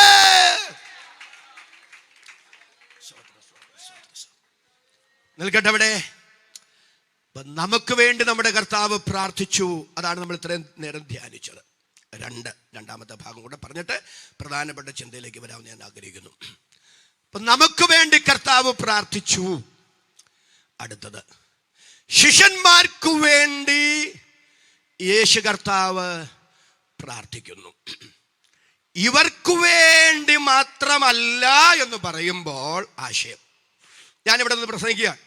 ഞാൻ പറയുകയാണ്, ഈ പ്രസംഗം നിങ്ങൾക്ക് വേണ്ടി മാത്രമല്ല, ലൈവായി ആരൊക്കെ ഇത് കേൾക്കുന്നോ അവർക്ക് വേണ്ടി എല്ലാമാണെന്ന് പറയുമ്പോൾ നിങ്ങളും ആ കൂട്ടത്തിൽ ഉൾപ്പെട്ടിട്ടുണ്ട്. ദൂരെ ഇരുന്ന് ശ്രദ്ധിക്കുന്നവരും ശ്രവിക്കുന്നവരും ആ കൂട്ടത്തിൽ ഉൾപ്പെട്ടിട്ടുണ്ട്. അപ്പം ഇവർക്ക് വേണ്ടി മാത്രമല്ലെന്ന് പറയുമ്പോൾ യേശു കർത്താവ് പ്രാർത്ഥിക്കുന്നത് ഇവർക്ക് വേണ്ടിയാണ്. ആ പ്രാർത്ഥനയുടെ ഇടയ്ക്കാണ് നമുക്ക് വേണ്ടിയും കൂടെ ദൈവസന്നിധിയിൽ അപേക്ഷയും അഭയയാചനയും കഴിക്കുന്നത്. അങ്ങനെയാണെങ്കിൽ ശിഷ്യന്മാർക്ക് വേണ്ടി യേശു പ്രാർത്ഥിക്കുന്നു, നമുക്ക് വേണ്ടി യേശു പ്രാർത്ഥിക്കുന്നു. നമുക്ക് വേണ്ടി പ്രാർത്ഥിക്കുമ്പോൾ, ശിഷ്യന്മാർക്ക് വേണ്ടി പ്രാർത്ഥിക്കുമ്പോൾ എന്തെല്ലാം കാര്യങ്ങൾക്ക് വേണ്ടി പ്രാർത്ഥിച്ചു? അത് അപ്പോസ്തല പ്രവൃത്തികളുടെ യോഹന്നാന്റെ സുവിശേഷം 17-ാം അധ്യായം വീട്ടിൽ ചെന്ന് മനസ്സിരുത്തി നിങ്ങളൊന്ന് വായിച്ചാൽ മതി. ഇന്ന കാര്യത്തിന് ഇന്ന കാര്യത്തിന് ഇന്ന കാര്യത്തിന് എന്ന് പറയുന്നുണ്ട്. ഓരോന്ന് നിങ്ങൾ അടിവരയിട്ട് പഠിച്ചാൽ മതി. എന്നാൽ ഈ രാത്രി നിങ്ങളുടെ സവിശേഷ ശ്രദ്ധയിലേക്ക് ഒറ്റ കാര്യമാണ് ഞാൻ കൊണ്ടുവരാൻ ആഗ്രഹിക്കുന്നത്. നമുക്ക് വേണ്ടി പ്രാർത്ഥിക്കുമ്പോൾ, ശിഷ്യന്മാർക്ക് വേണ്ടി പ്രാർത്ഥിക്കുമ്പോൾ യേശു പ്രഥമ പരിഗണന കൊടുത്തത് നമ്മുടെ സുരക്ഷിതത്വത്തിനു വേണ്ടിയാണ്. വായിക്കാം, യോഹന്നാന്റെ സുവിശേഷം 17-ാം അധ്യായം അതിന്റെ 15-ാമത്തെ വാക്യം. യോഹന്നാൻ 17:15. അവരെ ലോകത്തിൽ നിന്ന് എടുക്കണം എന്നല്ല, ദുഷ്ടന്റെ കയ്യിൽ അകപ്പെടാതെ വണ്ണം അവരെ കാത്തുകൊള്ളണം എന്നത്രേ ഞാൻ അപേക്ഷിക്കുന്നത്. പിതാവേ, അവരെ ലോകത്തിൽ നിന്ന് എടുത്തുകൊള്ളേണമെന്നല്ല, ദുഷ്ടന്റെ കയ്യിൽ അകപ്പെടാതെ വണ്ണം അവരെ കാത്തുകൊള്ളേണമെന്നത്രേ ഞാൻ അപേക്ഷിക്കുന്നത്.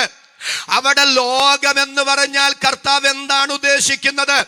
ലോകമെന്ന് പറഞ്ഞാൽ ഈ ഭൂമിയിൽ നിന്ന് നമ്മളെ എടുത്തു കളയണമെന്ന അർത്ഥത്തിലല്ല. അവിടെ ലോകം, വേദപുസ്തകത്തിൽ ലോകം എന്ന പദം ധാരാളം ഉപയോഗിച്ചിട്ടുണ്ട്. ഏതൊക്കെ തലങ്ങളിലാണ്, ഏതൊക്കെ അർത്ഥത്തിലാണ് ലോകമെന്ന പദം ഉപയോഗിച്ചിരിക്കുന്നത് എന്നത് ആ വേദപുസ്തക പശ്ചാത്തലത്തിൽ, അത് പറഞ്ഞ പശ്ചാത്തലത്തിൽ നാം വിചിന്തനം ചെയ്യണം. പ്രധാനമായും ലോകം എന്നതുകൊണ്ട് തിരുവെടുത്ത് ഉദ്ദേശിക്കുന്നത് ഈ ഭൂമിയിൽ, ഈ പ്രപഞ്ചത്തിൽ ദൈവ പദ്ധതിക്കെതിരെ, ദൈവിക വ്യവസ്ഥിതിക്കെതിരെ ഒരു സാത്താന്യ വ്യവസ്ഥിതിയുണ്ട്, അശുദ്ധിയുടെ ഒരു വ്യവസ്ഥിതിയുണ്ട്. ആ വ്യവസ്ഥിതിക്കാണ് വേദപുസ്തകം പ്രധാനമായും ലോകമെന്ന പദം ഉപയോഗിച്ചിരിക്കുന്നത്. അത് ഞാൻ ഇന്ന് രാത്രി വിശദീകരിക്കാൻ ആഗ്രഹിക്കുന്നില്ല. ഒരു ബൈബിൾ സ്റ്റഡി പോലെ പോകണ്ട, നമുക്കൊരു ആത്മീക ദൂതിലേക്ക് വരാൻ ഞാൻ ആഗ്രഹിക്കുകയാണ്. ശ്രദ്ധിക്കുക, അപ്പൊ ലോകത്തിൽ നിന്ന് അവരെ എടുക്കണമെന്നല്ല, ദുഷ്ടന്റെ കയ്യിൽ അകപ്പെടാതെ വണ്ണം അവരെ കാത്തുകൊള്ളണമെന്നത്രേ ഞാൻ അപേക്ഷിക്കുന്നത് എന്ന് പറഞ്ഞാൽ, സാത്താന്യ വ്യവസ്ഥിതി, സാത്താന്യ മണ്ഡലം അവരെ തോൽപ്പിക്കാതെ വണ്ണം, അവരോടടുക്കാതെ വണ്ണം, അവർക്കെതിരെ ഒരു ദോഷം ചെയ്യാതെ വണ്ണം അവരെ കാത്തുകൊള്ളേണമെന്നത്രേ ഞാൻ അപേക്ഷിക്കുന്നത്. അവിടെ വിശദീകരിക്കാൻ ആഗ്രഹിക്കാതെ അടുത്ത് ഞാൻ അതിന്റെ വിശദീകരണം തരാം. ഒറ്റ വാക്കിൽ ഇന്ന് രാത്രി ഞാൻ പറയാം. ദൈവ പദ്ധതിക്കെതിരെ, ദൈവ വ്യവസ്ഥയ്ക്കെതിരെ ഈ മണ്ണിലൊരു പൈശാചിക വ്യവസ്ഥിതിയുണ്ട്. എന്നാൽ ആ പൈശാചിക വ്യവസ്ഥിതിക്ക് നീ ഇരയാകാതിരിക്കാൻ നിന്റെ സുരക്ഷിതത്വത്തിന് വേണ്ടി പ്രാർത്ഥിച്ച ഒരു നല്ല കർത്താവുണ്ടെങ്കിൽ ഇന്ന് രാത്രി പൈശാചിക വ്യവസ്ഥിതിക്കും നേരെ അധികാരത്തോടെ വിളിച്ചു പറ, ദുഷ്ടപിശാചേ, നിന്റെ ഒരു വ്യവസ്ഥിതിക്കും എന്നെ കീഴ്പ്പെടുത്താൻ കഴിയാതെ വണ്ണം തന്റെ പ്രാർത്ഥനാ വലയത്തിനകത്ത് എന്നെ മറച്ച നല്ല കർത്താവുണ്ടെന്ന് ഇന്ന് രാത്രി അധികാരത്തോടെ വിളിച്ചു പറയാൻ അതരത്തിൽ അഭിഷേകമുള്ള എത്ര പേരെന്നെ ശ്രദ്ധിക്കുന്നുണ്ട്? അവർക്കായി ഞാൻ ദൈവത്തെ സ്തുതിക്കുന്നു. യേശുവിൻ നാമത്തിൽ അതങ്ങനെ സംഭവിക്കട്ടെ. നമ്മുടെ സുരക്ഷിതത്വം, യേശു കർത്താവ് ആ പ്രാർത്ഥിക്കുന്ന പ്രാർത്ഥനയുടെ ഗൗരവം അറിയണമെങ്കിൽ, ഊഷ്മളത അറിയണമെങ്കിൽ, ഹൃദയസ്പർശിയായ ആ പ്രാർത്ഥനയുടെ മനോഹാരിത അറിയണമെങ്കിൽ 12ാമത്തെ വാക്യം ഒന്ന് വായിക്കണം. യോഹന്നാന്റെ സുവിശേഷം 17-ാം അധ്യായം അതിന്റെ 12ാമത്തെ വാക്യം. അവരോടുകൂടെ ഇരുന്നപ്പോൾ ഞാൻ അവരെ നീ എനിക്ക് തന്നിരിക്കുന്ന നിന്റെ നാമത്തിൽ കാത്തുകൊണ്ടിരുന്നു, ഞാൻ അവരെ സൂക്ഷിച്ചു. സഹോദരങ്ങളെ, ഒന്ന് ശ്രദ്ധിച്ചേ, ശാന്തമായിട്ട് ഒന്ന് ആലോചിച്ച് ശ്രദ്ധിച്ചേ. ഇത് ഒരു വിടവാങ്ങൽ പ്രാർത്ഥനയാണ്. ശ്രദ്ധിക്കണം കേട്ടോ. യേശു കർത്താവ് ഗെത്സമന തോട്ടത്തിലേക്കാണ് ഈ പൗരോഹിത്യ പ്രാർത്ഥന കഴിഞ്ഞു പോകുന്നത്. അവിടെ ശത്രുക്കളാൽ പിടിക്കപ്പെട്ട് തൻ്റെ മഹത്തായ ദൗത്യ നിർവഹണമായ ക്രൂശീകരണത്തിന് യേശു ഏൽപ്പിക്കപ്പെടാൻ പോകുകയാണ്. അപ്പൊ അല്പസമയത്തേക്ക് മരണത്താൽ ഇവരിൽ നിന്നും മാറ്റപ്പെടാൻ പോകുന്നു എന്ന് യേശുവിനറിയാം. പക്ഷെ ശിഷ്യന്മാർക്ക് അത് അറിഞ്ഞുകൂടാ. ഇവരെ പ്രാർത്ഥിച്ച് പരിശുദ്ധ പിതാവിൻ്റെ കരങ്ങളിൽ സമർപ്പിച്ചിട്ട് താൻ ഗെത്സമന തോട്ടത്തിലേക്കും അവിടെ നിന്ന് ദൗത്യ നിർവഹണമായ ക്രൂശീകരണത്തിലേക്കും പോകുമ്പോൾ അതിനു മുമ്പ് പ്രാർത്ഥനയിൽ ഇവരെ ചേർത്ത് പിടിച്ചിട്ട് പിതാവിനോട് പറയുക, കൃതാർത്ഥനായി പറയുക, പിതാവേ, കഴിഞ്ഞ ചില വർഷങ്ങളായി നിഴലുപോലെ ഇവരെൻ്റെ കൂടെയുണ്ട് കേട്ടോ. ഊണിലും ഉറക്കത്തിലും ഇവരെൻ്റെ കൂടെയുണ്ട്. എന്നിട്ട് പറയുക, ഞാൻ ഇവരെ അങ്ങനിക്ക് തന്ന നാമത്തിൽ കാത്തുകൊണ്ടിരുന്നു, ഞാൻ ഇവരെ സൂക്ഷിച്ചു. ഇതുപോലെ മനോഹരമായ, ദൈവത്തിന് സ്തോത്രം, ഒരു വിടവാങ്ങൽ പ്രാർത്ഥന വേറെന്താ ഉള്ളത്? യേശു പിതാവിനോട് പറയുക, ഞാൻ ഇവരെ സൂക്ഷിച്ചു. ഞാൻ ഇവരെ സൂക്ഷിച്ചെന്ന് പറയുമ്പോ യേശു കർത്താവിന്റെ മനസ്സിലേക്ക് ധാരാളം സംഭവങ്ങൾ ഓടിയെത്തുന്നുണ്ട്. എല്ലാ സംഭവങ്ങളും കൂടെ ഞാൻ വിശദീകരിക്കുന്നില്ല. 2 സംഭവങ്ങൾ സവിശേഷ ശ്രദ്ധയിലേക്ക് കൊണ്ടുവരാം. ഞാൻ ഇവരെ സൂക്ഷിച്ചു. ഒന്നാമത്തെ ആശയം, ഇവര് തകർന്നു പോകേണ്ടതാ, ഇവര് നശിച്ചു പോകേണ്ടതാ. എന്നാൽ ഇവര് തകരാൻ ഞാൻ അനുവദിച്ചില്ല, നശിക്കാൻ ഞാൻ ഇടവരുത്തിയില്ല.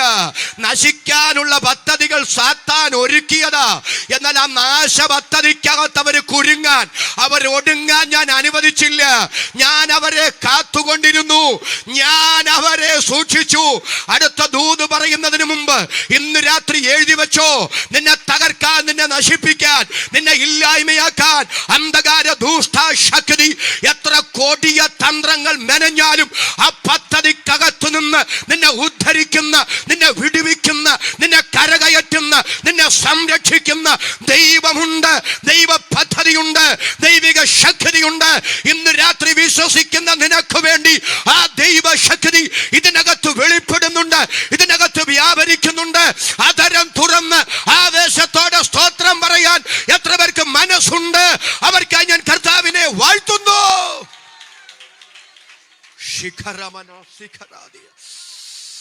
എന്റെ ഹൃദയം നന്ദിയാൽ നിറയുന്നു. 2 ഇൻസിഡന്റുകൾ നിങ്ങളുടെ മനസ്സിലേക്ക് ഒന്ന് തരികയാണ്. ശ്രദ്ധിച്ചു കേട്ടോണേ. യേശു കർത്താവും ശിഷ്യന്മാരുമായി അക്കരയ്ക്ക് പടകിലൊരു യാത്ര ചെയ്യുകയാണ്. തിരുവെഴുത്തിൽ ഇങ്ങനെ വായിക്കുന്നു, ഈ കർത്താവ് പടകിന്റെ അമരത്ത് തലയണ വെച്ച് ഉറങ്ങുകയായിരുന്നു. സാവധാനം യാത്ര മുൻപോട്ട് പോയി. പക്ഷെ കാറ്റ് വീശി അടിക്കാൻ തുടങ്ങി, തീരെ തള്ളി കയറാൻ തുടങ്ങി, പടകും മുങ്ങാൻ തുടങ്ങി. ആ ശിഷ്യന്മാർ നല്ല മനുഷ്യരാകട്ടോ, വളരെ ശ്രദ്ധിച്ച് കേട്ടോ. അവർ ഓർത്തു, പകല് മുഴുവൻ കർത്താവ് വിശ്രമമില്ലാതെ ശുശ്രൂഷിച്ചതല്ലേ, ഉറങ്ങിക്കോട്ടെ. ഇവരിൽ മഹാഭൂരിപക്ഷവും മുക്കുമ പശ്ചാത്തലത്തിൽ നിന്ന് ശിഷ്യത്വത്തിലേക്ക് വന്നവരാ. ഇന്നലകളിൽ ഇതുപോലെയുള്ള ഒത്തിരി പ്രതിസന്ധികളെ ഞങ്ങൾ അതിജീവിച്ചവരാ. അതിജീവനത്തിൻ്റെ ഇന്നലകളുടെ പരിചയ സമ്പത്ത് ഞങ്ങൾക്ക് കൈമുതലായിട്ടുണ്ട്. ഇന്നലകളുടെ പരിചയ സമ്പത്ത് കൊണ്ട് ഈ പ്രശ്നം പരിഹരിക്കാമെന്ന് അവർ ചിന്തിച്ചു. 2, അവരാ പ്രതിസന്ധിയിൽ നിന്ന് രക്ഷപ്പെടാൻ അശ്രാന്ത പരിശ്രമം നടത്തുന്നുണ്ട്. പക്ഷെ അല്പസമയം കഴിഞ്ഞപ്പോഴാണ് മനസ്സിലായത്, ഇന്നലെയുടെ പരിചയം കൊണ്ടും ഇന്നിൻ്റെ പരിശ്രമം കൊണ്ടും ഈ പ്രതിസന്ധി മാറില്ല. പരിശുദ്ധാത്മാവിൽ ഇന്ന് രാത്രി ഞാൻ പ്രവചനമായി ദൂത് വിളിച്ചു പറയുക, നീ പരിശ്രമിക്കാഞ്ഞിട്ടല്ല, നിനക്ക് പരിചയമില്ല ഞ്ഞിട്ടുമല്ല, ഇന്നലകളുടെ പരിചയം കൊണ്ടും ഇന്നിന്റെ പരിശ്രമം കൊണ്ടും നീങ്ങാത്ത പ്രതിസന്ധികളുടെ നടുവിൽ നെടുവീർപ്പിടുന്ന ചിലരോട് പരിശുദ്ധാത്മാവ് തലയിൽ കൈവച്ച് ഈ രാത്രി ആലോചന കൈമാറുന്നു. ഇന്നലകളുടെ പരിചയം കൊണ്ടും ഇന്നിന്റെ പരിശ്രമം കൊണ്ടും സഹോദരി, നീ വാതിലുകളിൽ മുട്ടാഞ്ഞിട്ടല്ല, നീ പരിശ്രമിക്കാഞ്ഞിട്ടല്ല, നീ അധ്വാനിക്കാഞ്ഞിട്ടല്ല, നിനക്ക് യോഗ്യതയില്ലാഞ്ഞിട്ടല്ല, ഇന്നലകളുടെ പരിചയം കൊണ്ടും ഇന്നിന്റെ പരിശ്രമം കൊണ്ടും ഒന്നും തുറക്കപ്പെടാതെ, വഴികൾ തുറക്കപ്പെടാതെ, പ്രതിസന്ധികൾ മാറാതെ ഇന്ന് രാത്രി നെടുവീർപ്പിടുന്ന ചിലരോട് ആത്മാവ് ആലോചന പറയുന്നു. ഇതെന്റെ പരിചയം കൊണ്ടല്ല, ഇതെന്റെ പരിശ്രമം കൊണ്ടുമല്ല, പ്രത്യുത ഇത് യഹോവയാൽ സംഭവിച്ചു, നമ്മുടെ ദൃഷ്ടിയിൽ ആശ്ചര്യവുമായിരിക്കുന്നു എന്ന് താങ്കൾ തുള്ളിച്ചാടി ദൈവത്തിന് സ്തോത്രം ചെയ്തു പറയത്തക്ക നിലയിൽ നിങ്ങൾക്ക് വേണ്ടി ഒരു അത്ഭുതം എന്റെ തമ്പുരാൻ ചെയ്യാൻ പോകുന്നു എന്ന് KJ തോമസ് അല്ല, ദൈവത്തിന്റെ പരിശുദ്ധാത്മാവ് തന്റെ വചനത്തിലൂടെ ആലോചന കൈമാറുമ്പോൾ ആവേശത്തോടെ ദൈവത്തിന് സ്തോത്രം പറയാൻ എത്ര പേർക്ക് മനസ്സുണ്ട്? അവർക്കായി ഞാൻ ദൈവത്തെ സ്തുതിക്കുന്നു. പരിശുദ്ധാത്മാവ് ഇന്ന് രാത്രി വ്യക്തമായി ചിലരോട് ഈ ആലോചന വിളിച്ചു പറയുകയാണ്. യേശുവിന്റെ അധികാരമുള്ള നാമത്തിൽ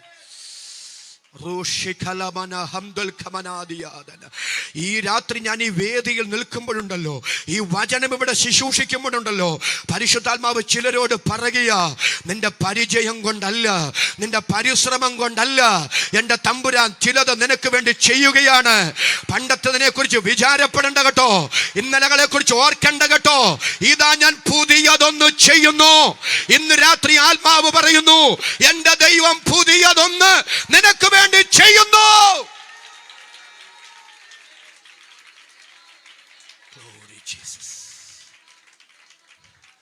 അതിനും തുറന്ന് ആമേൻ പറയാൻ എത്ര പേർക്ക് മനസ്സുണ്ട്? ഹല്ലേലൂയ.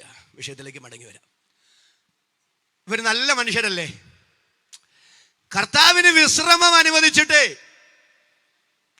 ഇവർ ഈ പ്രതിസന്ധിയിൽ നിന്ന് രക്ഷപ്പെടാൻ അശ്രാന്ത പരിശ്രമം നടത്തുകയല്ലേ. പക്ഷെ അവർക്ക് മനസ്സിലായി, ഞങ്ങളുടെ പരിശ്രമം കൊണ്ടൊന്നും പറ്റില്ല, ഇത് ഞങ്ങളുടെ കൈപ്പിടിയിൽ ഒതുങ്ങില്ല. അവർ കർത്താവിൻ്റെ അടുക്കൽ വന്നിട്ട് ചോദിക്കുന്ന ഹൃദയസ്പർശിയായൊരു പദം എൻ്റെ കണ്ണ് നനയിച്ചിട്ടുണ്ട്. നാഥ, ഞങ്ങൾ നശിച്ചു പോകുന്നതിൽ അങ്ങേക്ക് വിചാരമില്ലേ? തെറ്റ് പറയാൻ പറ്റവരെ, നമ്മൾ ഏത് കാര്യങ്ങളെയും ഏത് കാര്യത്തെയും വിമർശനാത്മകമായി കാണാൻ ആഗ്രഹിക്കുന്നവരാ അല്ലേ? അത് മനുഷ്യപ്രകൃതി, ആരെയും കുറ്റം പറഞ്ഞിട്ട് കാര്യമില്ല. എനിവേ, ഞാൻ ആ ഭാഗത്തേക്കല്ല പോകുന്നത്. ഇവരുടെ ഭാഗത്താണ് ന്യായമെന്ന് ചിന്തിക്കുന്ന ആളാ ഞാൻ.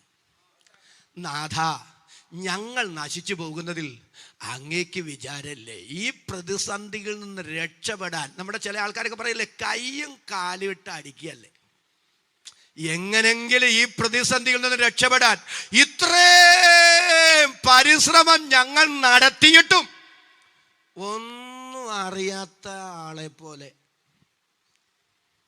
ഇങ്ങനെ കിടന്നുറങ്ങണമെങ്കിൽ ഒരു കാര്യം ഇപ്പം ഞങ്ങൾക്ക് ബോധ്യമായി, അങ്ങേക്ക് ഒരു വിചാരവും ഞങ്ങളെക്കുറിച്ചില്ല. ചില സന്ദർഭങ്ങളിൽ ഇങ്ങനെയൊക്കെ തോന്നുന്നു. ഒന്ന് സ്വോത്രം പറഞ്ഞേ. ആരാധനാലയത്തിന്റെ 4 ചുവരിനകത്ത് പ്രസംഗം കേട്ട് കൈയടിക്കുമ്പോൾ അങ്ങനെ തോന്നുകയല്ല.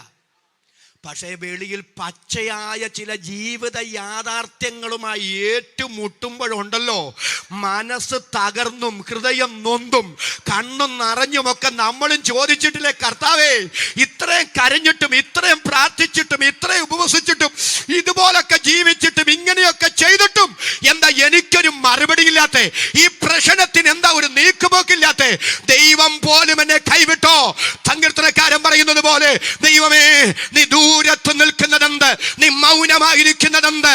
ദൈവം മൗനമായിരിക്കുന്നു, ദൈവം ദൂരത്തായിരിക്കുന്നു, ദൈവം പോലും എന്നെ മറന്നു, ദൈവം പോലും എന്നെ കൈവിട്ടു എന്നൊക്കെ ചോദിക്കത്തക്ക നിലയിൽ, എന്നൊക്കെ ചിന്തിക്കത്തക്ക നിലയിൽ സാഹചര്യത്തിന്റെ സമ്മർദ്ദങ്ങളിൽ ഞാനും നിങ്ങളും ഉലഞ്ഞു പോയിട്ടില്ലേ?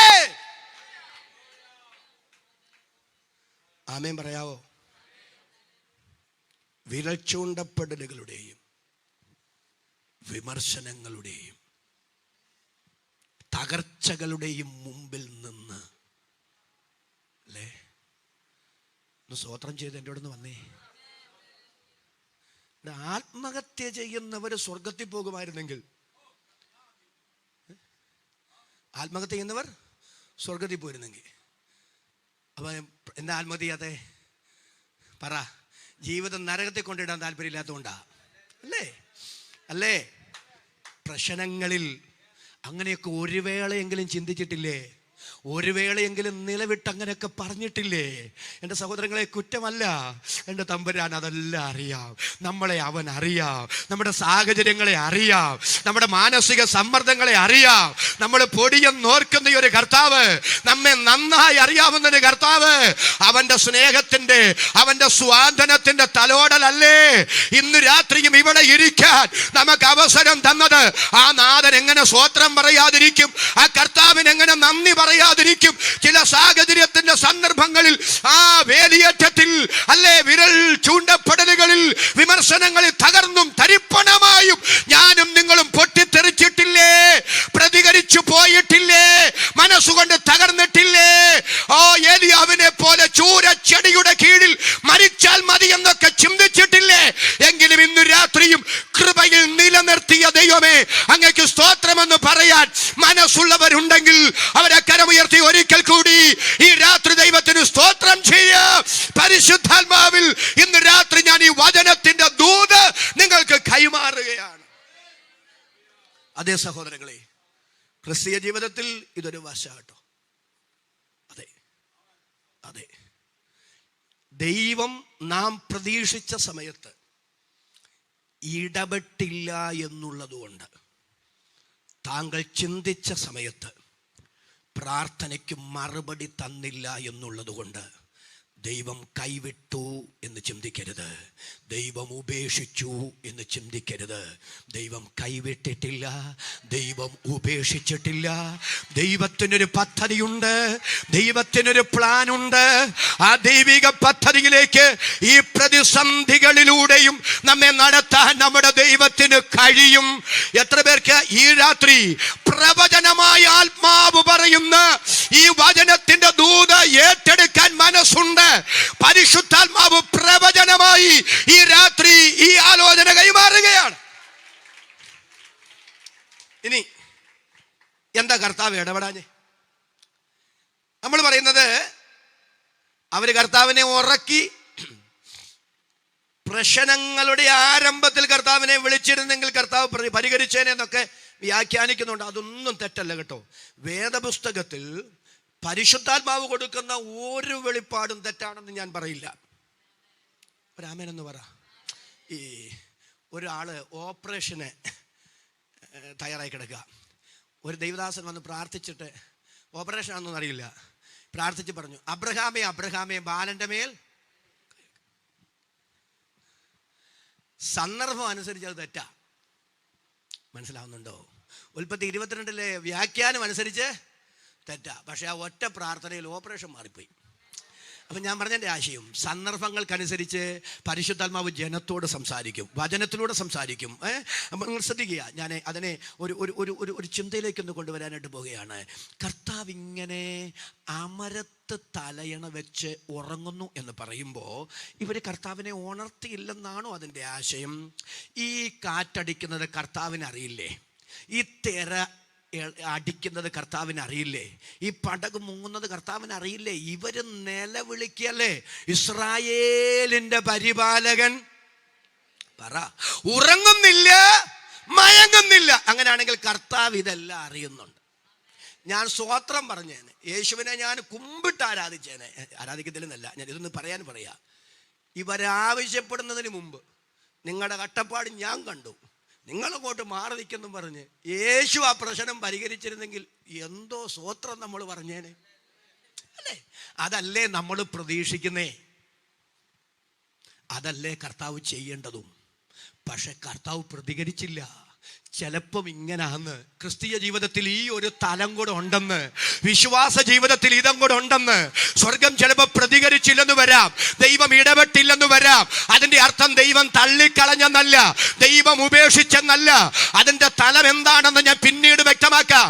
ഇന്ന് രാത്രി ആശയക്കുഴപ്പത്തിൽ ആരെങ്കിലും കുരുങ്ങിക്കിടക്കുന്നുണ്ടെങ്കിൽ, പിശാചിന്റെ പ്രാഗൽഭ്യത്തെ കെടുത്തിയിട്ടുണ്ടെങ്കിൽ, പ്രാർത്ഥനാ മുറിയിൽ നിന്ന് നിന്നെ മാറ്റി നിർത്തിയിട്ടുണ്ടെങ്കിൽ, ഇന്ന് രാത്രി ആ കെട്ടുപൊട്ടിച്ച് പുറത്തു വാ. എന്റെ കർത്താവ് എന്നെ സ്നേഹിക്കുന്നുണ്ട്, യേശുവിന് എന്നെ വേണം, യേശുവിന് എന്നെ കുറിച്ച് കരുതലുണ്ട്, യേശു എന്നെ കുറിച്ച് ഉത്തരവാദിത്തമുള്ള രക്ഷിതാവാണ്.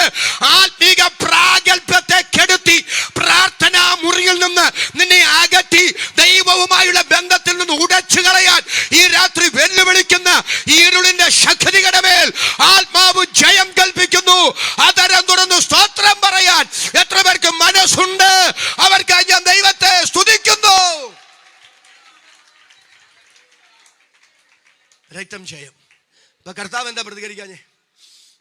പ്രതികരിക്കാഞ്ഞതിന്റെ കാര്യം എന്താണെന്ന് പറയാം. യേശു കർത്താവ് എവിടെ തലയണ വെച്ചെന്ന സ്വോത്രം ചെയ്ത് പറ. അമരത്ത് തലയണ വെച്ചെന്ന അല്ലേ? അതെന്തിനാ അമരത്ത് തല വെച്ചേ? ഒരു കപ്പലിന്റെ, ഒരു പടകിന്റെ പ്രധാന ഭാഗം അമരമാണ്. നമ്മൾ തിരുവെഴുത്തിൽ യാക്കോബിന്റെ ലേഖനത്തിൽ ഇങ്ങനെ വായിക്കുന്നു, കപ്പൽ എത്ര വലുതാണെങ്കിലും, കൊടുങ്കാറ്റ് കൊണ്ട് ഓടുന്നതാണെങ്കിലും, അമരക്കാരൻ ചെറിയ ചുക്കാൻ കൊണ്ട് തനിക്ക് ബോധിച്ച ദിക്കിലേക്ക് അതിനെ തിരിക്കുന്നു. പൗലോസൊക്കെ യാത്ര ചെയ്ത കപ്പൽ 276 പേര് കപ്പലിലുണ്ട്. കാറ്റ് വീശിയടിച്ചു, തിര തള്ളിക്കയറി, ആ പടക് തകർന്നു. ഇരുകടൽ കൂടി ഒരു സ്ഥലത്തെത്തിയപ്പോൾ അണിയം ഉറച്ചു. തിരയുടെ കേമത്താൽ അമരം തകർന്നു, കപ്പലുടഞ്ഞു. അപ്പൊ അമരം തകർന്നാൽ ഒരു പടകിന് നിലനിൽപ്പില്ല, അമരം തകർന്നാൽ ഒരു കപ്പലിന് നിലനിൽപ്പില്ല. അങ്ങനെയാണെങ്കിൽ യേശു എവിടെ തലവെച്ചെന്ന? അമരത്ത് തലവെച്ചെന്ന. ഇവരെന്താ കർത്താവിനോട് പറയുന്നത്? ഞങ്ങളെ കുറിച്ച് വിചാരമില്ലയോ? പക്ഷെ ഇന്ന് രാത്രി ഞാൻ ചോദിക്കട്ടെ, എന്റെ കർത്താവിന് വിചാരം ഉണ്ടോ? ഉണ്ട്. എന്താ അതിന്റെ തെളിവ്? എത്ര നേരമായി കാറ്റടിക്കുക, എത്ര നേരമായി തിര തള്ളിക്കയറുക, എത്ര നേരമായി ഇതിനെ മുക്കാൻ ദുഷ്ടശക്തി ഉറഞ്ഞു തുള്ളുക. എന്നാൽ കാറ്റത്തും തള്ളിക്കയറുന്ന തിരയിലും എന്താ മുങ്ങാത്തെന്നറിയാവോ? എന്താ ഉടയാത്തെന്നറിയാവോ?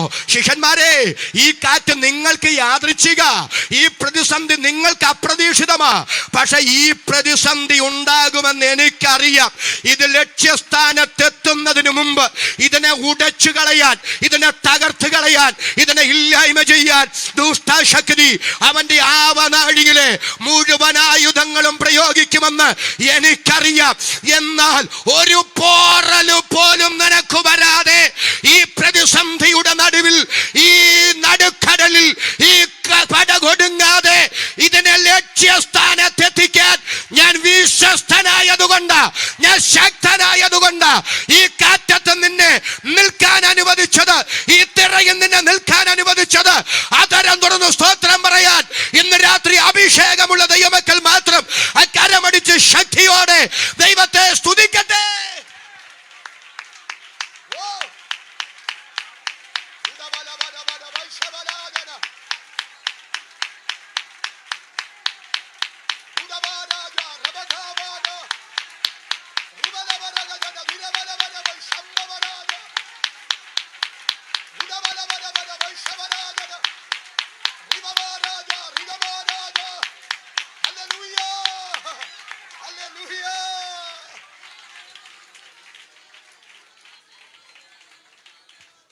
ഇന്ന് രാത്രി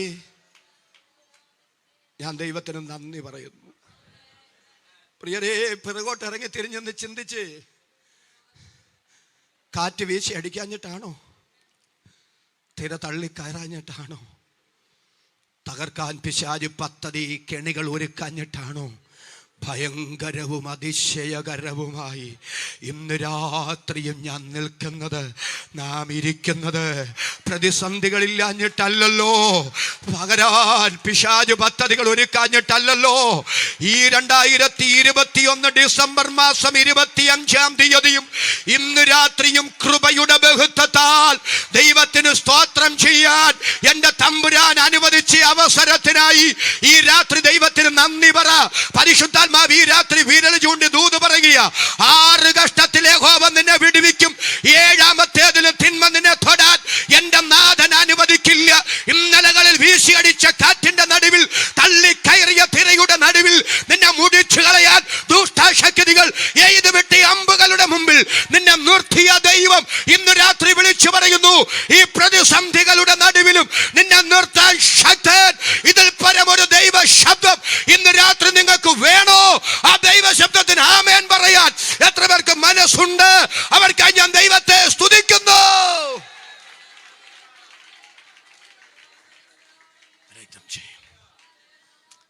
പിതാവേ, ഞാൻ അവരെ സൂക്ഷിച്ചു. രാമേൻ എന്ന് പറഞ്ഞ് നടുക്കടലിൽ ഒടുക്കിക്കളയാൻ, ദുരന്ത കഥാപാത്രങ്ങളാക്കി മാറ്റാൻ ദുഷ്ടശക്തികൾ പദ്ധതികൾ ഒരുക്കിയപ്പോഴും കെണികൾ ഒരുക്കിയപ്പോഴും ഞാൻ വിട്ടുകൊടുത്തില്ല. തകരാൻ ഞാൻ അനുവദിച്ചില്ല. ഒരു ദോഷം സംഭവിക്കാൻ ഞാൻ അനുവദിച്ചില്ല. തലമുടി നാരിനെ തൊടാൻ ഞാൻ അനുവദിച്ചില്ല. ഞാൻ അവരെ സൂക്ഷിച്ചു, ഞാൻ അവരെ കാത്തുകൊണ്ടിരുന്നു.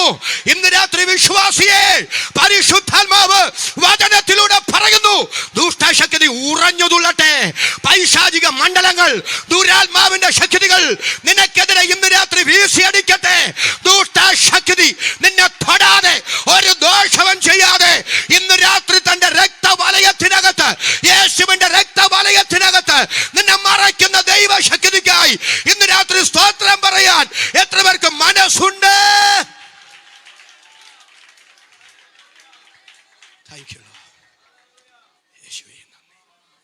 യേശുവേ നന്ദി. എത്ര പേർക്ക് നല്ല ആമേൻ പറയാൻ ആത്മാവിൽ നിയോഗമുണ്ട്? കരമുയർത്തി ശബ്ദമുയർത്തി ദൈവത്തെ സ്തുതിക്കുക. പിതാവേ, ഞാൻ അവരെ സൂക്ഷിച്ചെന്ന് പറയുമ്പോൾ ഈ സംഭവം കർത്താവിൻ്റെ മനസ്സിലൂടെ മിന്നി മറയുന്നില്ലേ? രണ്ടാമത്തെ ഒരു സംഭവം പറയാം. യേശു കർത്താവ് പത്രോസിനോട് പറഞ്ഞു, ശീമോനെ, ശീമോനെ, നിന്നെ ഗോതമ്പ് പോലെ പാറ്റാൻ സാത്താൻ എന്നോട് അനുവാദം ചോദിച്ചു. ഞാനോ? ഒന്ന് ഒരുമിച്ച് പറ. നിങ്ങളുടെ വിശ്വാസം പോയി പോകാതിരിപ്പാൻ അനുവദിച്ചതില്ല. തുള്ളിച്ചാടി സ്വോത്രം ചെയ്യേണ്ട പദങ്ങൾ അതൊക്കെ കേട്ടോ. ഈ സ്വർഗത്തിൽ വരെ ചെല്ലാനുള്ള അനുവാദം പിശാചിനുണ്ട്. യോബിന്റെ പുസ്തകത്തിലൊക്കെ നമ്മൾ വായിക്കുന്നുണ്ട്, ഒരു പ്രത്യേക കാലഘട്ടം വരെ ദൈവത്താലുള്ള അനുവാദം അവനുണ്ട്. എവിടം വരെ ചെല്ലാൻ? സ്വർഗം വരെ ചെല്ലാൻ. പക്ഷെ സ്വർഗത്തിൽ അവന് അധികാരമൊന്നുമില്ല. വേണമെങ്കിൽ ദൈവത്തിൻ്റെ ഔദാര്യം കൊണ്ട് അവിടം വരെ ഒന്ന് പോയിട്ട് പോരാ. അധികാരമൊന്നും അവനില്ല. എന്നാൽ അവൻ അധികാരമുള്ള ഒരിടം ഇവിടെ ഉണ്ട്, അത് ഈ ഭൂമിയാണ്. ശ്രദ്ധിക്കുന്നുണ്ടോ? ഈ പ്രപഞ്ചം അവൻ്റെ അധികാരത്തിൽപ്പെട്ടതാണ്. പിശാച് യേശു കർത്താവിന് പറയുന്നു, ഇതെല്ലാം എങ്കൽ ഭരമേൽപ്പിക്കപ്പെട്ടിരിക്കുന്നു.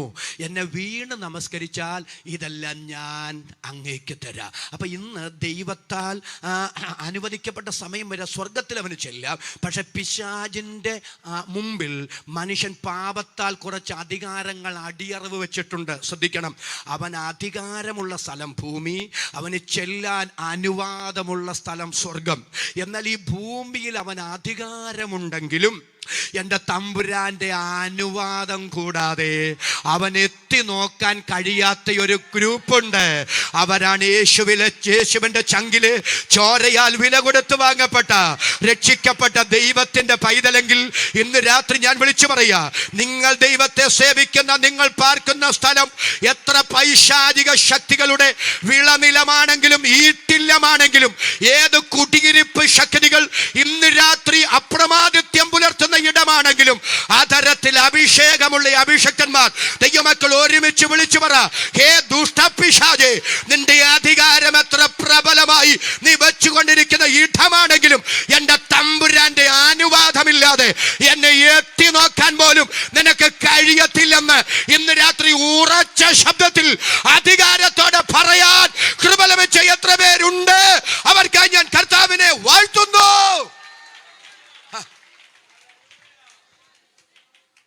എന്നെ എന്നെ എന്നെ എന്നെ എന്നെ ത്രസിപ്പിച്ച ആശയ എന്നോട് അനുവാദം ചോദിച്ചു. നിന്നെ പാറ്റാൻ എന്നോട് അനുവാദം ചോദിച്ചെന്ന് അർത്ഥം, എൻ്റെ അനുവാദം ഇല്ലാതെ, എൻ്റെ സമ്മതം ഇല്ലാതെ നിന്നെ തൊടാൻ പറ്റിയല്ല, നിന്നെ എത്തി നോക്കാൻ പറ്റിയല്ല. ഇന്ന് രാത്രി ആഭിചാര ശക്തികൾ, മന്ത്രവാദ ശക്തികൾ, കൊടിയ ദുർഭൂത ശക്തികൾ, പൈശാചിക ശക്തികൾ എത്ര പ്രബലമെങ്കിലും യേശു ക്രിസ്തുവിന്റെ നാമത്തിൽ വിശ്വാസത്താൽ ദൈവമക്കൾ ഒരുമിച്ച് വിളിച്ചു പറ, ഏ പൈശാചിക ശക്തിയെ, ഏ ആഭിചാര ശക്തിയെ, കുടിയിരിപ്പ് ശക്തിയെ, യേശു ക്രിസ്തുവിന്റെ നാമത്തിൽ ഇന്ന് രാത്രി കൽപ്പിക്കുന്നു, അഴിഞ്ഞു മാറ്. എന്റെ തമ്പുരാന്റെ അനുവാദമില്ലാതെ, യേശുവിന്റെ സമ്മതമില്ലാതെ ഒന്നും ചെയ്യാൻ കഴിയില്ല. യേശുവിൻ നാമത്തിൽ ചില ആഭിചാര ശക്തികൾ നിർവീര്യമാകട്ടെ, മന്ത്രവാദ ശക്തികൾ നിർവീര്യമാകട്ടെ, പൈശാചിക ശക്തികൾ നിർവീര്യമാകട്ടെ. അതരം തുറന്ന് ആവേശത്തോടെ സ്തോത്രം പറയാൻ എത്ര പേർക്ക് മനസ്സുണ്ട്? പരിശുദ്ധാത്മാവ് ഈ രാത്രി വചനത്താൽ അത് ചെയ്യുന്നു.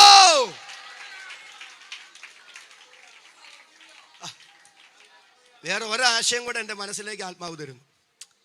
ഇതിപ്പോൾ ലൈവ് നമ്മൾ ഈ പ്രോഗ്രാം നടക്കുന്ന പോലെ നടക്കുന്നതല്ല. പത്രോസേ, ഇത് നേരത്തെ നടന്ന കാര്യമാണ്.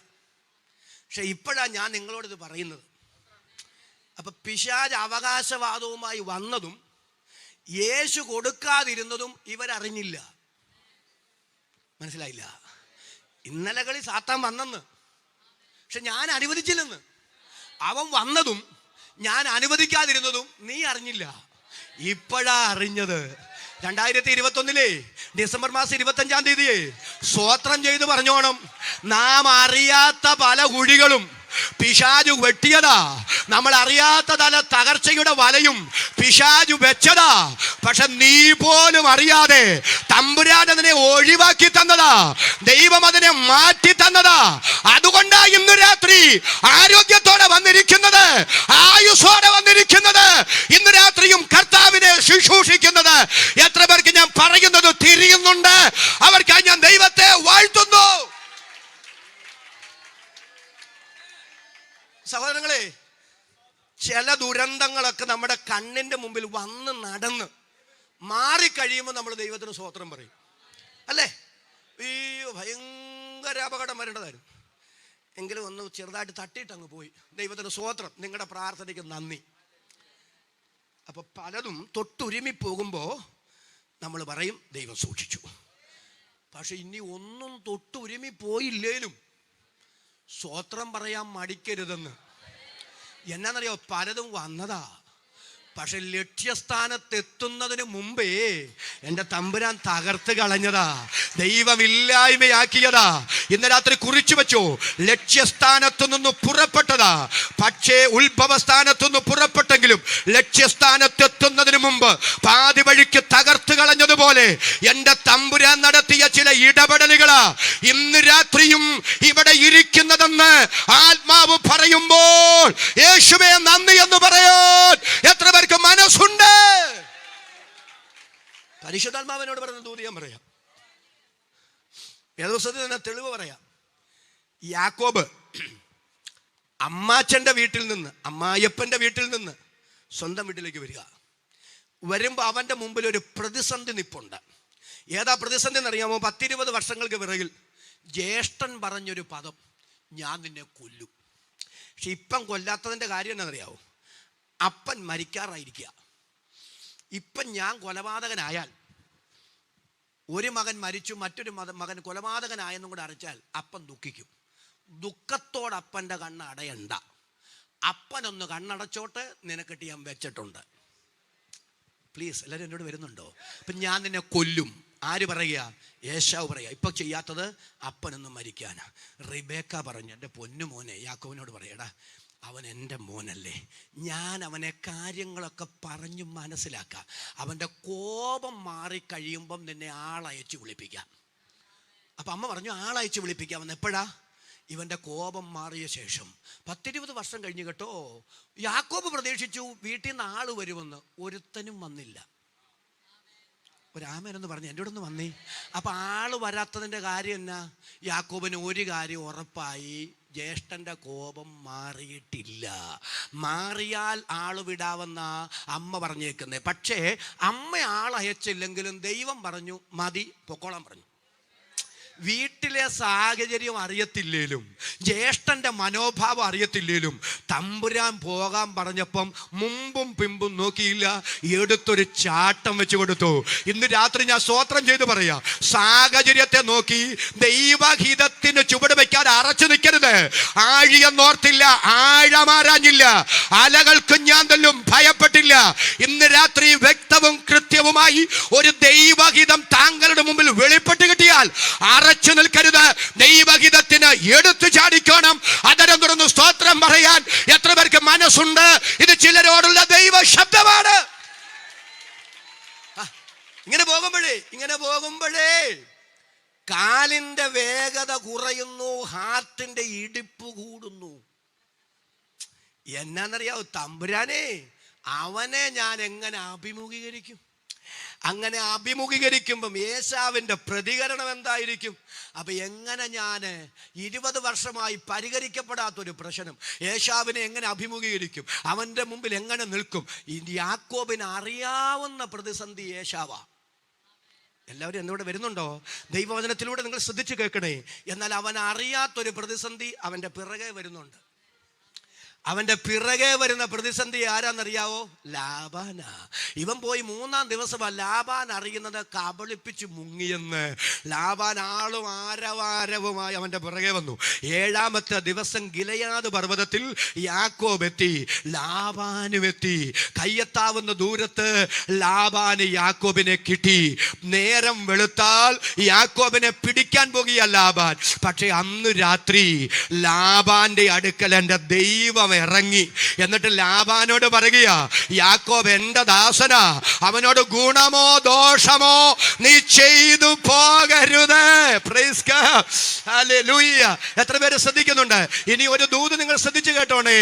ഇപ്പോഴത്തെ ദിവസം യാക്കോബിനോട് ലാബാൻ പറയല്ല, യാക്കോബേ നീ വിദഗ്ധമായി രക്ഷപ്പെട്ടെന്നൊന്നും ചിന്തിക്കണ്ട, നിന്നെ പിടിച്ചു കെട്ടിക്കൊണ്ട് പോകാൻ തന്നെ ഞാൻ വന്നേ. അതിനുള്ള സന്നാഹോ എനിക്കുണ്ട്. പക്ഷേ ഒരു കാര്യം സംഭവിച്ചു. എന്നാന്നറിയാവോ? ഇന്നലെ രാത്രി നിന്റെ പിതാവിൻ്റെ ദൈവം എൻ്റെ അടുക്കൽ വന്നിട്ട് പറഞ്ഞു, നിന്നോട് ഗുണമോ ദോഷമോ ചെയ്തു പോകരുതെന്ന്. അപ്പൊ ലാബാൻ വന്നത് യാക്കോബ് അറിഞ്ഞില്ല, ദൈവം ഇടപെട്ടതും യാക്കോബ് അറിഞ്ഞില്ല. അവൻ അറിയാവുന്ന പ്രതിസന്ധി ഏശാവായിരുന്നു. അവൻ അറിയാത്ത പ്രതിസന്ധി ലാബാന്യ വേഷത്തിൽ അവനെതിരെ വന്നതാ. പക്ഷെ അവൻ പോലും അറിയാതെ എന്റെ ദൈവം അതിനെ ഒഴിവാക്കിയതാ. ഇന്ന് രാത്രി പരിശുദ്ധാത്മാവ് വചനത്തിന്റെ പ്രവചനം വിളിച്ചു പറയുക, നീ അറിയാതെ നിന്നെ പിന്തുടരുന്ന, നിന്നെ തകർത്ത് കളയാൻ, നിന്നെ നശിപ്പിച്ചു കളയാൻ, നിന്നെ ഇല്ലായ്മ ചെയ്യാൻ ദുഷ്ടശക്തികൾ ഇന്ന് രാത്രി പദ്ധതിയിടുന്ന ചില പോരുകൾ ആത്മാവ് വചനത്താൽ ഈ രാത്രി അഴിച്ചു മാറ്റുക. യേശുവിൻ നാമത്തിൽ അതങ്ങനെ സംഭവിക്കട്ടെ.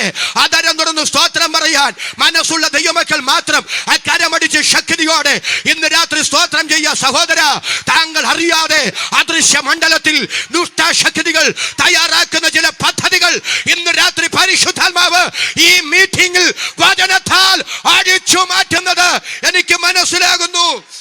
യേശുവിന്റെ അധികാരമുള്ള നാമത്തിൽ അതരം തുറന്ന് സ്തോത്രം ചെയ്യാൻ മനസ്സുള്ള ദൈവമക്കൾ മാത്രം കരമടിച്ച് അതരം തുറന്ന് ഇന്ന് രാത്രി സ്തോത്രം ചെയ്ത് ദൈവത്തെ ആരാധിക്കാം. യേശുവിൻ നാമത്തിൽ അതങ്ങനെ സംഭവിക്കട്ടെ.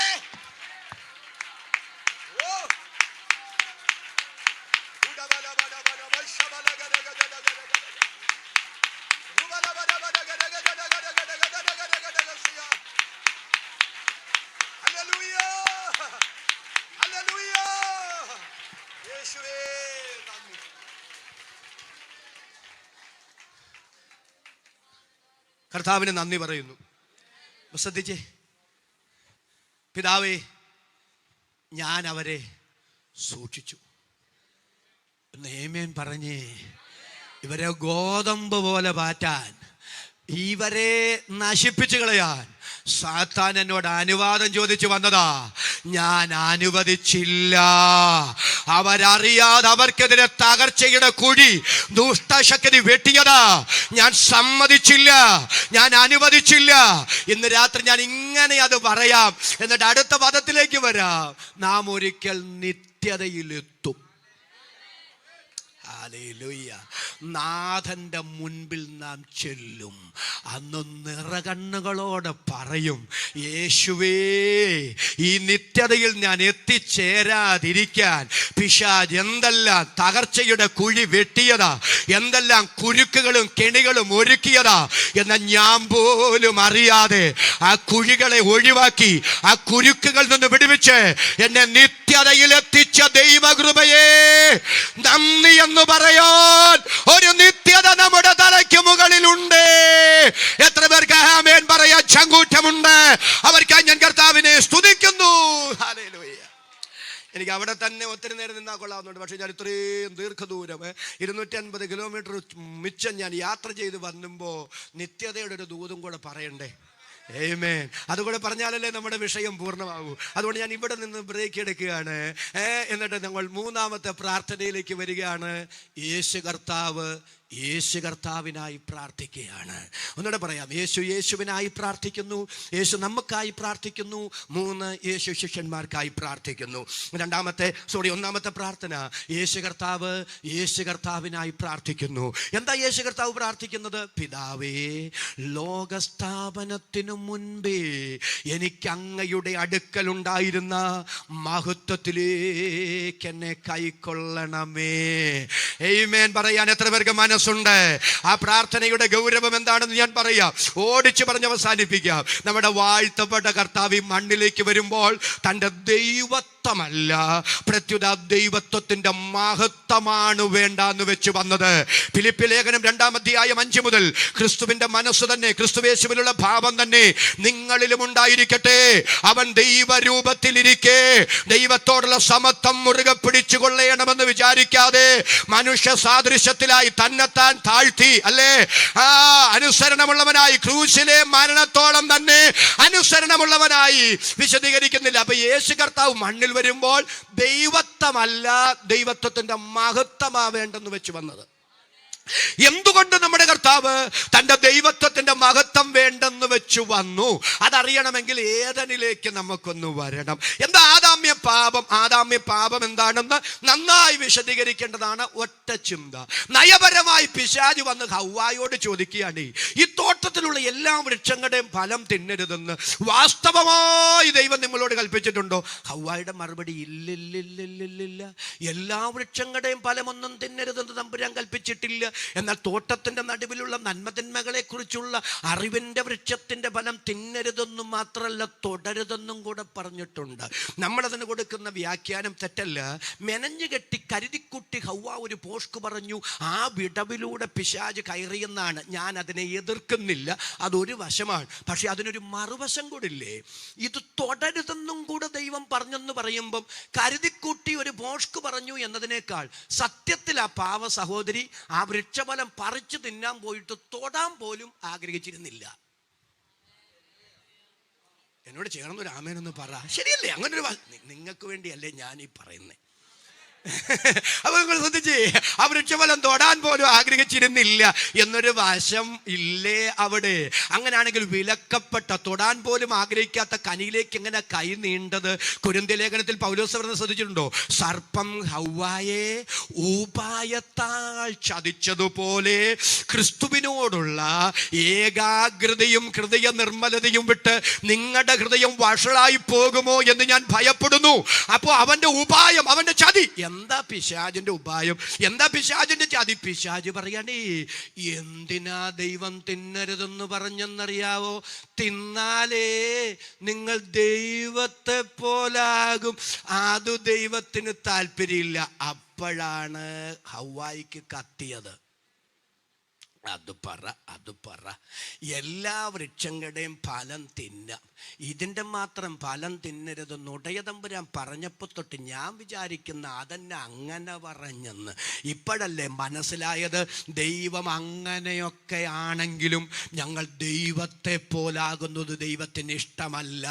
എല്ലാവരും എന്നോട് ശ്രദ്ധിക്കണേ. പിശാച് കൊടുത്ത ചിന്ത എവിടെ മനുഷ്യനിരിക്കുമ്പോഴാ? 8-ാം സങ്കീർത്തനം വീട്ടിൽ ചെന്നത് വായിച്ചാൽ മതി. ദൈവമേ, നിഷ്പാപയുഗത്തിൽ സൃഷ്ടിയിൽ അവരെങ്ങനായിരുന്നു? ദൈവമേ, നിന്റെ കൈകളുടെ വിരലുകളുടെ പണിയായ ആകാശത്തെയും അങ്ങുണ്ടാക്കിയ ചന്ദ്രനെയും നക്ഷത്രങ്ങളെയും ഒക്കെ നോക്കുമ്പോൾ അങ്ങ് മനുഷ്യനെ ഓർക്കാൻ അവൻ എന്താ, മനുഷ്യപുത്രനെ സന്ദർശിപ്പാൻ അവൻ എന്തും മാത്രം അങ്ങവനെ ദൈവത്തെക്കാൾ അല്പം മാത്രം താഴ്ത്തി സൃഷ്ടിച്ചു. തേജസ്സും ബഹുമാനവും അവനെ അണിയിച്ചിരിക്കുന്നു. തേജസ് അണിഞ്ഞ് മഹത്വം അണിഞ്ഞ് ദൈവത്തെക്കാൾ അല്പം മാത്രം താഴ്ത്തി സൃഷ്ടിക്കപ്പെട്ട മനുഷ്യന്റെ അകത്ത് പിശാച് കൊടുത്ത കൊടിയ തെറ്റിദ്ധാരണ നിങ്ങൾ ദൈവത്തെ പോലാകുന്നത് ദൈവത്തിന് ഇഷ്ടമല്ല. ശ്രദ്ധിക്കണേ, ഇതാ സുവിശേഷത്തിൻ്റെ പ്രധാന സന്ദേശം. ബൈബിളിൻ്റെ ആകെ തുക ഇന്ന് രാത്രി നിങ്ങൾ അറിയണം. അപ്പം മനുഷ്യൻ പാപത്താൽ അവൻ്റെ തേജസ്സും മഹത്വവും ബഹുമാനവും ഒക്കെ നഷ്ടപ്പെടുത്തി.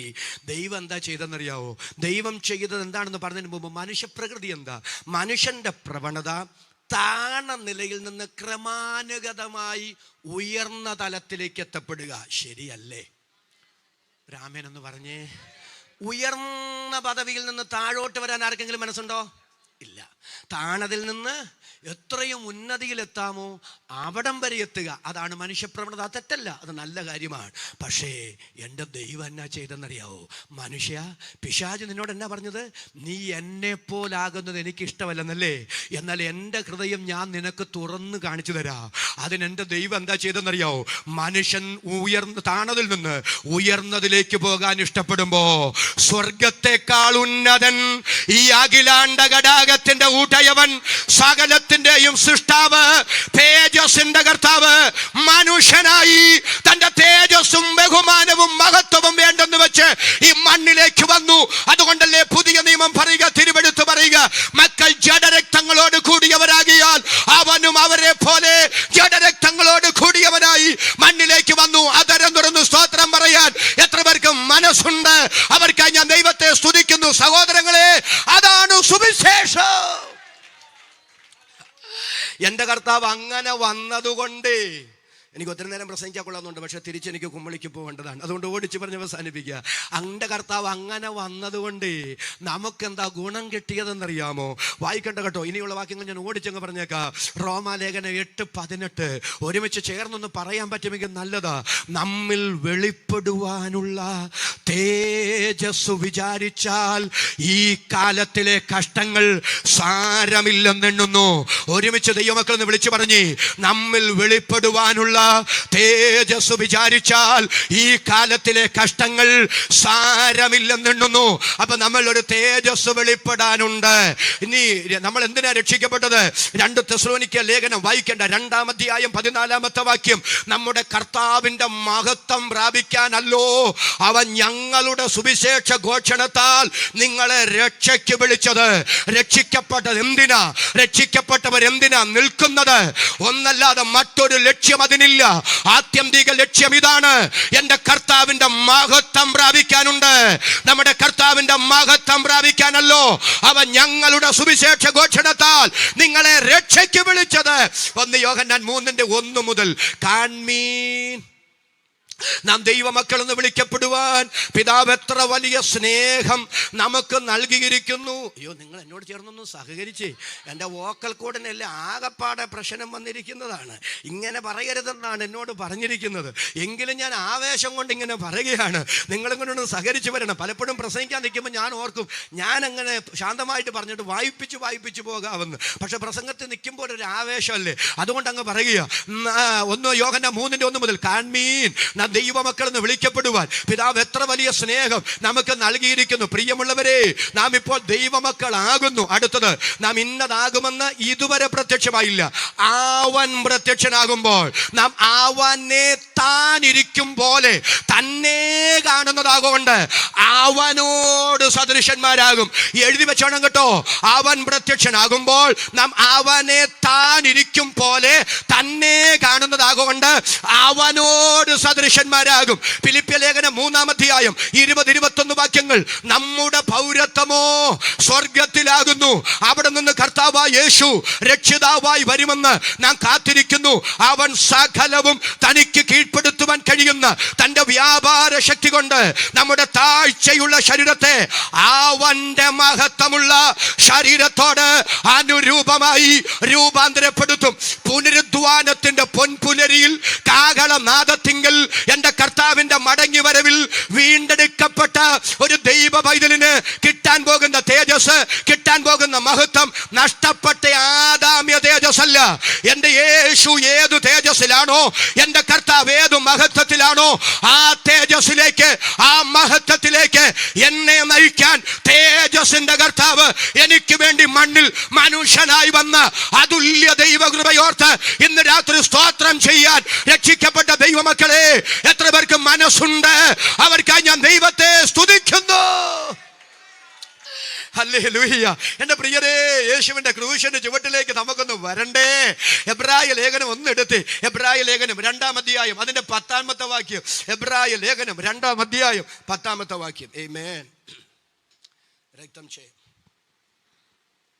സകലത്തിലും ലാക്കും സകലത്തിനും കാരണഭൂതനുമായവൻ. മതി, ഒന്ന് നിർത്തി വായിക്കണേ. സകലത്തിനും ലാക്കും സകലത്തിനും കാരണഭൂതനുമായവൻ. ആരെ കുറിച്ചാണ് ഇത് പറയുന്നതെന്നറിയാമോ? പിതാവായ ദൈവത്തെ കുറിച്ച് പറയുകയാണ്. സകലത്തിനും ലാക്കും സകലത്തിനും കാരണഭൂതനുമായവൻ. അടുത്തത്, അനേകം പുത്രന്മാരെ തേജസ്സിലേക്ക് നടത്തുമ്പോൾ. ആരാ അനേകം പുത്രന്മാർ? പെന്തക്കോസ്ത് മുതൽ കാഹളനാദം വരെ. ഹല്ലേലൂയ. യേശുവിന്റെ ക്രൂശ് മരണത്താൽ വീണ്ടെടുക്കപ്പെട്ട കോടാനുകോടി ഭക്തന്മാരെ കുറിച്ച്, ഭക്തമതികളെ കുറിച്ച് പറയുകയാണ്. അനേകം പുത്രന്മാരെ തേജസ്സിലേക്ക് നടത്തുമ്പോൾ. അടുത്തത്, അവരുടെ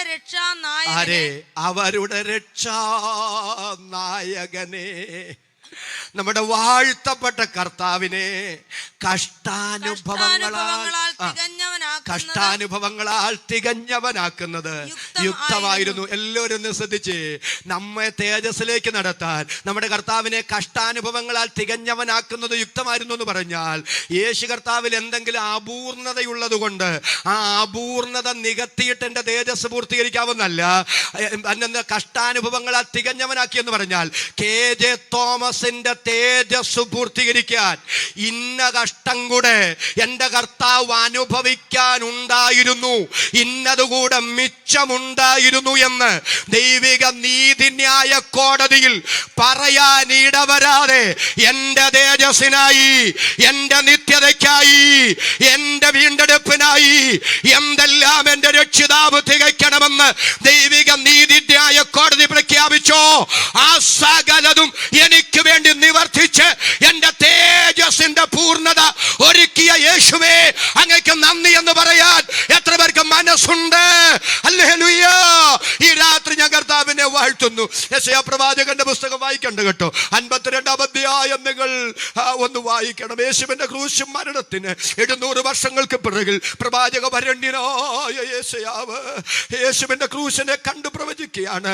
കണ്ടാൽ ആളല്ല എന്നും, ആകൃതി കണ്ടാൽ മനുഷ്യനല്ല എന്നും തോന്നുമാറ്, രൂപം കണ്ടാൽ മനുഷ്യനല്ല എന്നും തോന്നുമാറ് വിരൂപനായിരിക്കൊണ്ട് നിങ്ങൾ കണ്ടോ, തലയിൽ മുൾക്കിരീടം ചൂടപ്പെട്ടവനായി, കണ്ണുകെട്ടി തല്ലപ്പെട്ടവനായി, മുഖത്ത് കാർക്കിച്ച് തുപ്പലേൽക്കപ്പെട്ടവനായി, പുറമൊഴുചാലു പോലെ അടിച്ചു കീറപ്പെട്ടവനായി, ഭാരമേറിയ മരക്കുരിശും ചുമല്ലെന്തി യെരൂശലേം തെരുവീതിയിലൂടെ വലത്തോട്ടും ഇടത്തോട്ടും വലത്തോട്ടും എണ്ണിട്ടും വീണും നടന്നു നീങ്ങി തലയോടിടമെന്ന ഗോൽഗൊത്ത മലയുടെ മുകളിൽ ഇരുകള്ളന്മാരുടെ നടുവിൽ അസ്ഥികളുടെ ബന്ധമെല്ലാം വിച്ഛേദിക്കപ്പെട്ട് നീര് വന്നു വികൃത വിരൂപമായി എന്റെ രക്ഷിതാവ് കിടക്കുന്നത് കണ്ടോ? ക്രൂശിന് ചുവട്ടിലുള്ളവരും വഴി പോകുന്നവരും അറപ്പോടും വെറുപ്പോടും മുഖം മറച്ചു കളയത്തക്ക നിലയിൽ അവിരൂപമായി കിടക്കുന്നത് ആരാണ്? തേജസ്സിന്റെ കർത്താവ്, അനന്തകോടി ദൂതന്മാരുടെ ആരാധനാ വിഷയമായവൻ, സ്വർഗത്തിന്റെ തിലകമായ ഉടയവൻ, ഈ അഖിലാണ്ട ഗടാകത്തിന്റെ ഉടയവൻ ആ കിടപ്പ് കിടന്നത് എന്റെ മാന്യ സഹോദരി, എന്റെ മാന്യ സഹോദര, അവന്റെ തേജസ്സിലേക്ക്, അവന്റെ മഹത്വത്തിലേക്ക് നമ്മെ കൊണ്ടുപോകാനുള്ള ദൈവിക പദ്ധതിക്ക് വേണ്ടിയാണ്. അതരം തുറന്ന് ആവേശത്തോടെ സ്തോത്രം പറയാൻ എത്ര പേർക്ക് മനസ്സുണ്ട്? അവർക്കായി ഞാൻ ദൈവത്തെ വാഴ്ത്തുന്നു. 5 മിനിറ്റ് കൊണ്ട് ഒരു കാര്യം കൂടെ ഞാൻ പറയാം പ്രിയരെ, എൻ്റെ പ്രിയപ്പെട്ടവരെ, നമുക്ക് വേണ്ടി ദൈവം ഒരുക്കിയ നിത്യതയുണ്ടല്ലോ, നമ്മുടെ സങ്കല്പങ്ങൾക്കപ്പുറം. ഒന്ന് പറയാം, നമ്മൾക്ക് വേണ്ടിയുള്ള ദൈവിക നിത്യതയുടെ സംവിധാനം എന്താന്ന് ഒറ്റ വാക്യത്തിൽ ഞാൻ അങ്ങ് പറയാം, അപ്പൊ നിങ്ങൾക്കത് മനസ്സിലാവും. റോമാലേഖനം 8:29 ഒന്ന് വായിച്ചേ. റോമാലേഖനം 8:29. ഹല്ലേലൂയ. റോമാലേഖനം 8:29. അവൻ മുന്നറിഞ്ഞവരെ തന്റെ പുത്രൻ അനേകം മുന്നറിഞ്ഞവരെ തന്റെ പുത്രൻ അനേകം സഹോദരന്മാരിൽ ആദ്യജാതനാകേണ്ടതിന് അവന്റെ സ്വരൂപത്തോട് അനുരൂപരാകാൻ മുൻ നിയമിച്ചിരിക്കുന്നു. എത്ര പേർക്ക് ആ വാക്യം മനസ്സിലായിട്ടില്ല? പലർക്കും മനസ്സിലായിട്ടില്ല. അതുകൊണ്ട് ഞാൻ വ്യക്തമാക്കി തരാം. ദൈവത്തിന്റെ നിർണയം, ആരെക്കുറിച്ചുള്ള നിർണയം? ഒന്ന്, തൻ്റെ പുത്രനായ യേശുവിനെ കുറിച്ചുള്ള നിർണയം. 2, നമ്മെക്കുറിച്ചുള്ള ദൈവിക നിർണയം. ശ്രദ്ധിക്കുന്നുണ്ടോ? അവൻ തൻ്റെ പുത്രൻ അനേകം സഹോദരന്മാരിൽ ആദ്യജാതനാകേണ്ടതിന് അവന്റെ സ്വരൂപത്തോട് അനുരൂപരാകാൻ നമ്മെ മുൻ നിയമിച്ചിരിക്കുന്നു. അപ്പൊ പുത്രനെ കുറിച്ചുള്ള നിയമനം എന്താ? പുത്രൻ ആദ്യജാതനാകണം. അതെങ്ങനെ? യേശുക്രിസ്തു എങ്ങനെ ആദ്യജാതനാകുന്നേ? ദൈവത്തിന് ഒറ്റ പുത്രനേ ഉള്ളൂ. ആണോ? അല്ലേ? യോഹന്നാന്റെ സുവിശേഷം 3, തൻ്റെ ഏകജാതനായ പുത്രനിൽ വിശ്വസിക്കുന്ന ഏവനും. യേശു പറഞ്ഞു, പിതാവിൻ്റെ മടിയിലിരുന്ന ഏകജാതൻ അവനെ വെളിപ്പെടുത്തിയിരിക്കുന്നു. അപ്പൊ ഏകജാതൻ എങ്ങനെ ആദ്യജാതനാകുന്നേ? ഏകജാതൻ ആദ്യജാതനാകണമെങ്കിൽ അദ്ദേഹത്തിന് ഒത്തിരി സഹോദരങ്ങൾ വേണം. ഒരു നല്ല ആമേനെന്ന് പറഞ്ഞേ. അപ്പൊ പിതാവായ ദൈവത്തിന് പുത്രനെ കുറിച്ചുള്ള നിർണയം എന്താ? പുത്രൻ ദൈവ കുടുംബത്തിൽ ആദ്യജാതനാകണം. ആദ്യജാതനാകണമെങ്കിൽ അവൻ അനേക സഹോദരങ്ങൾ വേണം. അങ്ങനെയാണെങ്കിൽ നമ്മളെ കുറിച്ചുള്ള ദൈവത്തിന്റെ നിർണയം എന്താ?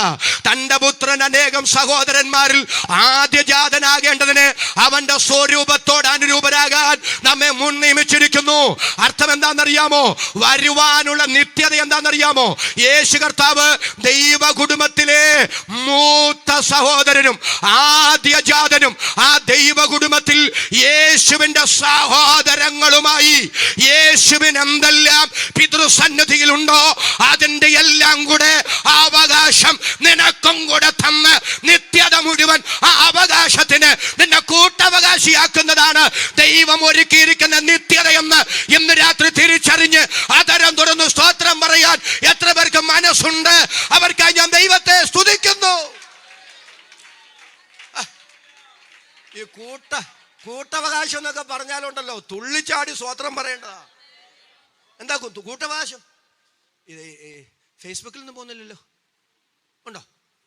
ഉണ്ട്? ഇല്ല, ഉണ്ടല്ലേ? അതാ ഞാൻ ഈ പറയുന്ന ഉദാഹരണം അങ്ങ് തെറ്റിദ്ധരിക്കുന്ന ഒരു പേടിയുള്ളൂ. കാരണം ഈ സന്ദർഭത്തിൽ നിന്ന് അടർത്തി മാറ്റി ദുർവ്യാഖ്യാനം ചെയ്യുന്ന ഒത്തിരി പരിപാടിയുണ്ട്. അതുകൊണ്ടാണ് ഞാനങ്ങ് സൂക്ഷിച്ച് പറയാം. എന്നാലും ഞാനൊന്ന് പറയാം കേട്ടോ. ജിൻസൺ അല്ലേ? ജിസനും ഞാനും കൂടെ ഒന്ന് കർത്താവിൻ്റെ ദാസൻ ജിസനും ഞാനും കൂടെ കുമളിയിൽ, ഇത്രയും ഭാഗമൊന്നും വേണ്ട ഫേസ്ബുക്കിൽ നിന്ന് കട്ട് ചെയ്ത് കളഞ്ഞു കേട്ടോ, കുഴപ്പമൊന്നുമില്ല, പറ്റുമെങ്കിലേ. ഞാനും പാസ്റ്റർ ജിസനും കൂടെ കുമളിയിലെ 2 ഏക്കർ ഏലത്തോട്ടം 1 കോടി രൂപയ്ക്ക് കൂട്ടവകാശമായിട്ട് വാങ്ങി. സങ്കല്പിക്കുക. ഞാൻ പറഞ്ഞു ഒരിക്കലും നടന്നിട്ടില്ല, നാളെ ഒട്ടും നടക്കത്തുമില്ല. ഞാനൊരു ഉദാഹരണം നിങ്ങൾക്ക് മനസ്സിലാക്കാൻ പറയുന്നതാ. പക്ഷെ ഇങ്ങനെ പറയുന്ന പല ഉദാഹരണമാണ് ഞങ്ങൾ പോയി പെടുന്നത്. ഞാനും ജേസനും കൂടെ 2 ഏക്കർ ഏലത്തോട്ട് 1 കോടി രൂപയ്ക്ക് കൂട്ടവകാശമായി.